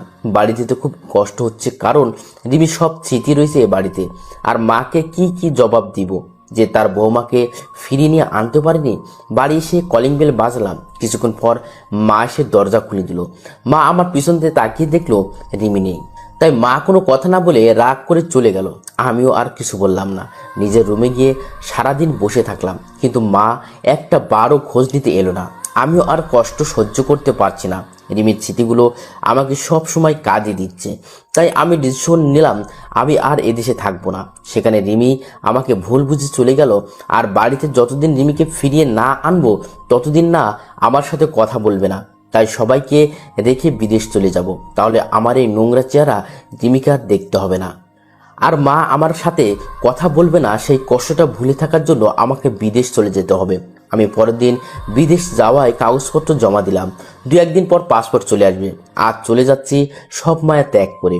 আর হয়তো রিমির সাথে দেখা হবে না, আর আমার মেয়েটা আমার বদলে অন্য কারো পরিচয় হবে। আমি মার কাছ থেকে বিদায় নিয়ে চলে আসলাম। চলে আসার সময় মা কিছু বলল না, অন্যদিকে মুখ করে বসে আছে। আমি আর কিছু না বলে চলে আসলাম। এখন এয়ারপোর্টে বসে আছি। হঠাৎ দেখি তনিমা বসে আছে একটা চেয়ারে। আমি সাথে সাথে তনিমার কাছে চলে আসলাম। তনিমা আমাকে দেখে অনেক অবাক হলো। তনিমা, তুমি আমার সাথে এমন কেন করলে? কি পেলে আমার আর রিমির সুখের সংসারটা ভেঙে? তোমার কারণে রিমি আমাকে ছেড়ে চলে গেছে। আমার মা আমার সাথে কথা বলা বন্ধ করে দিয়েছে। মেহেদি, তুমি আমাকে প্লিজ ক্ষমা করে দাও। আমি জানতাম না রাকিব আমাকে দিয়ে এমন কাজ করাচ্ছে। আমি সত্যিই জানতাম না রাকিবের এমন প্ল্যান রয়েছে। তাহলে এইসব রাকিবের কাজ? আমি এখনই গিয়ে রিমির ভুল ধারণা সব মুছে দেব, আর সাথে তুমিও যাবে। হঠাৎ করে রিমির বলা কথাগুলো সব মনে পড়ে গেল। রিমি বলেছিল আমি যদি তার সামনে যাই তাহলে তার মরা দেখতে হবে। আমি চাই না আমার জন্য রিমি আর আমার মেয়ের কোনো ক্ষতি হোক। কি হলো, দাঁড়িয়ে গেলে কেন? চলো। তারপর আমি রিমির সাথে ঘটে যাওয়া সব কথা তনিমাকে বললাম আর ওখান থেকে চলে আসলাম। ফ্লাইট এখনই টেক আপ করবে। কিন্তু আমি রিমির ভুল ভাঙাবো, তোমার কাছে রিমিকে ফিরিয়ে আনবো। তখন অনেক দেরি হয়ে যাবে, আর আমি মনে হয় কখনো এদেশে নাও আসতে পারি। এই বলে আমি চলে আসলাম আর বিমানে উঠে পড়লাম। আমি ফ্লাইটে উঠে রিমির কথা ভাবছি যে রিমি আমাকে কেমন করে ভুল বুঝতে পারলো। সে তো বলেছিল যে আমাকে ছাড়া কোনোদিন সে থাকতে পারবে না, তাহলে কেন আমাকে ছাড়া সে রয়েছে? রিমি আমাকে কোনোদিন রাগীভাবে কথা বলেনি, কিন্তু সে আমাকে চর পর্যন্ত মারলো। খুব কষ্ট হয় রিমির অবহেলা মনে পড়লে। আমার ছোট পরিটা আমাকে আর চিনতে পারবে না, হয়তো অন্য কারো পরিচয় বড় হবে। রিমি হয়তো আমাকে ছেড়ে অন্য কাউকে বিয়ে করে তার সাথে সুখের সংসার করবে। আমি রিমির কথা ভাবতে ভাবতে ফ্লাইট ল্যান্ড হয়ে গেছে। আমি এখন সিঙ্গাপুর আসছি। কেউ জানে না আমি কোন দেশে এসেছি। হয়তো কেউ আমার কথা মনে রাখবে না। সবার অবহেলার কারণ আমাকে সবাই ভুলে যাবে। আমি সিঙ্গাপুরে একটা জব করছি। এখন রিমির কথা খুব বেশি করে মনে পড়ে, আর রাতের বেলা রিমির কথা ভেবে রাতে ঘুম হয় না। রিমি সব সময় আমার বুকে মাথা রেখে ঘুমায়, আর এখন ঘুমাতে গেলে রিমির কথা মনে হয়। এভাবে সিঙ্গাপুরে আমার 5টি বছর কেটে গেল। এই 5 বছরে এমন কোনো দিন নেই যে রিমির জন্য আমার চোখের পানি পড়েনি। এখনো রিমিকে আমি ভুলতে পারিনি। আর আমার ছোট পরিটা মনে হয় এখন অনেক বড় হয়ে গেছে।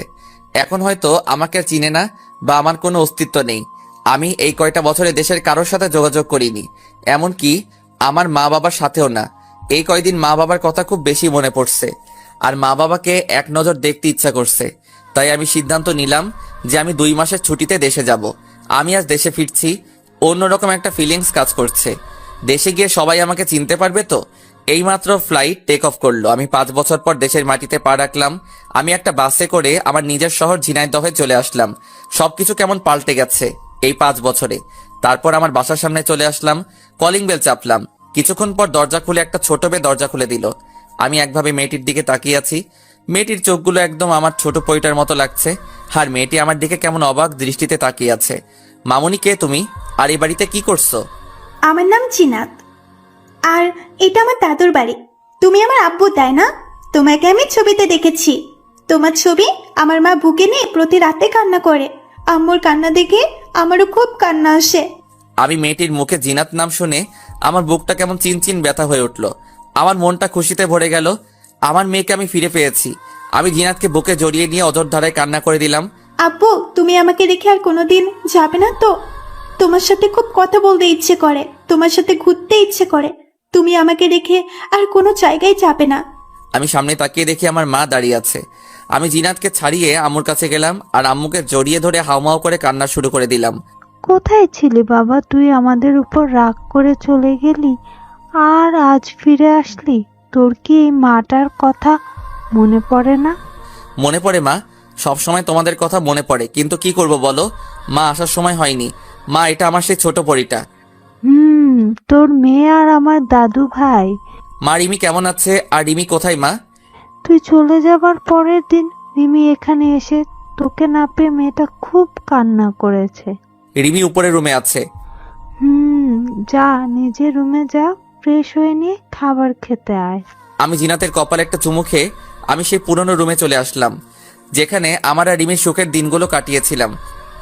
আমি আস্তে আস্তে রুমে ঢুকে দেখি রিমি আলমারিতে কাপড় গুছিয়ে রাখছে। আমার রুমে আসার হালকা শব্দ শুনে পিছনে ঘুরলো। রিমি আমাকে দেখে কেন এক দৃষ্টিতে তাকিয়ে আছে। আমি রিমির দিকে তাকিয়ে রীতিমতো ভয় পেয়ে গেলাম। রিমি আগের থেকে অনেক শুকিয়ে গেছে আর চোখ দুটো ভিতরে ঢুকে গেছে। খুব কষ্ট হলো রিমিকে দেখে। এবার রিমির চোখ টলমল হতে শুরু করলো। রিমির চোখ দিয়ে অঝোর ধারায় পানি পড়তে লাগলো। আমি রিমিকে দেখে আবার রুম থেকে বাইরে চলে আসতে যাব, তখন রিমি দৌড়িয়ে এসে আমার পা দুটো জড়িয়ে ধরে কান্না করতে লাগলো। মেহেদি, তুমি আমাকে মাফ করে দাও।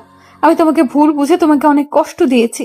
তোমাকে ছাড়া আমি প্রতিটা রাত নির্ঘুম কেটেছে। তোমার বুকে মাথা না দিলে আমার ঘুম হতো না, তাই প্রতিটা রাতে আমার চোখের পানি দিয়ে বালিশ ভেজাতাম। আমি রিমিকে তুলে বললাম, তুমি তো বলেছিলে কোনোদিন যেন তোমার সামনে না আসি। আমি তো একটা বিশ্বাসঘাতক, আমার চেহারাটা নোংরা, আর তুমি আমার মতো একটা নোংরা ছেলের পা ধরেছ। আমি তো নোংরা, আমার পা ধরলে তোমার শরীরও নোংরা হয়ে যাবে, তাই আমাকে ছেড়ে দাও।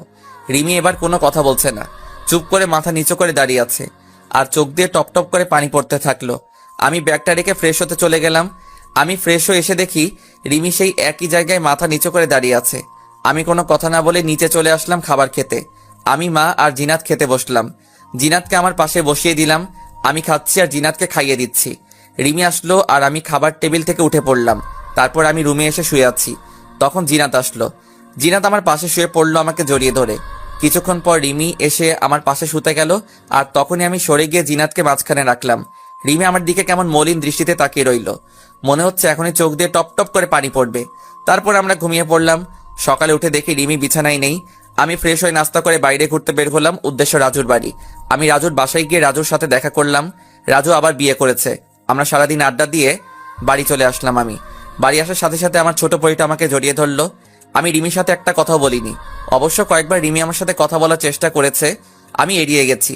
রাতে ঘুমানোর আগে একটু ছাদে আসলাম। কিছুক্ষণ পর রিমি আসলো আর আমাকে পিছন থেকে জড়িয়ে ধরলো। আমি ছাড়িয়ে নেওয়ার সাথেই আবার সামনে থেকে জড়িয়ে ধরলো। প্লিজ, তুমি আমাকে মাফ করে দাও। তোমাকে ছাড়া আমার খুব কষ্ট হয়। কাল তুমি যখন আমার পাশে না ঘুমিয়ে অন্য পাশে ঘুমালে, তখন মনে হলো আমার জীবনটা কেউ ছিনিয়ে নিয়েছে। প্লিজ আমাকে ক্ষমা করে দাও। রিমি আমাকে শক্ত করে জড়িয়ে ধরে কান্না করে বলল। আমিও আর নিজেকে শক্ত করে রাখতে পারলাম না। আমিও রিমিকে জড়িয়ে ধরলাম। রিমি এবার হাউমাউ করে কান্না শুরু করে দিল। আমিও তো তোমাকে অনেক ভালোবাসি। তোমাকে বোঝানোর জন্য তোমার সাথে এমন নাটক করলাম। তোমাকে কষ্ট দিয়ে আমিও খুব কষ্ট পেয়েছি। তোমার চোখের পানি যে আমার সহ্য হয় না। আপনজন যখন অবহেলা করে তখন কি পরিমাণ কষ্ট হয়, তাই তোমাকে বোঝানোর জন্য তোমার সাথে এমন করলাম।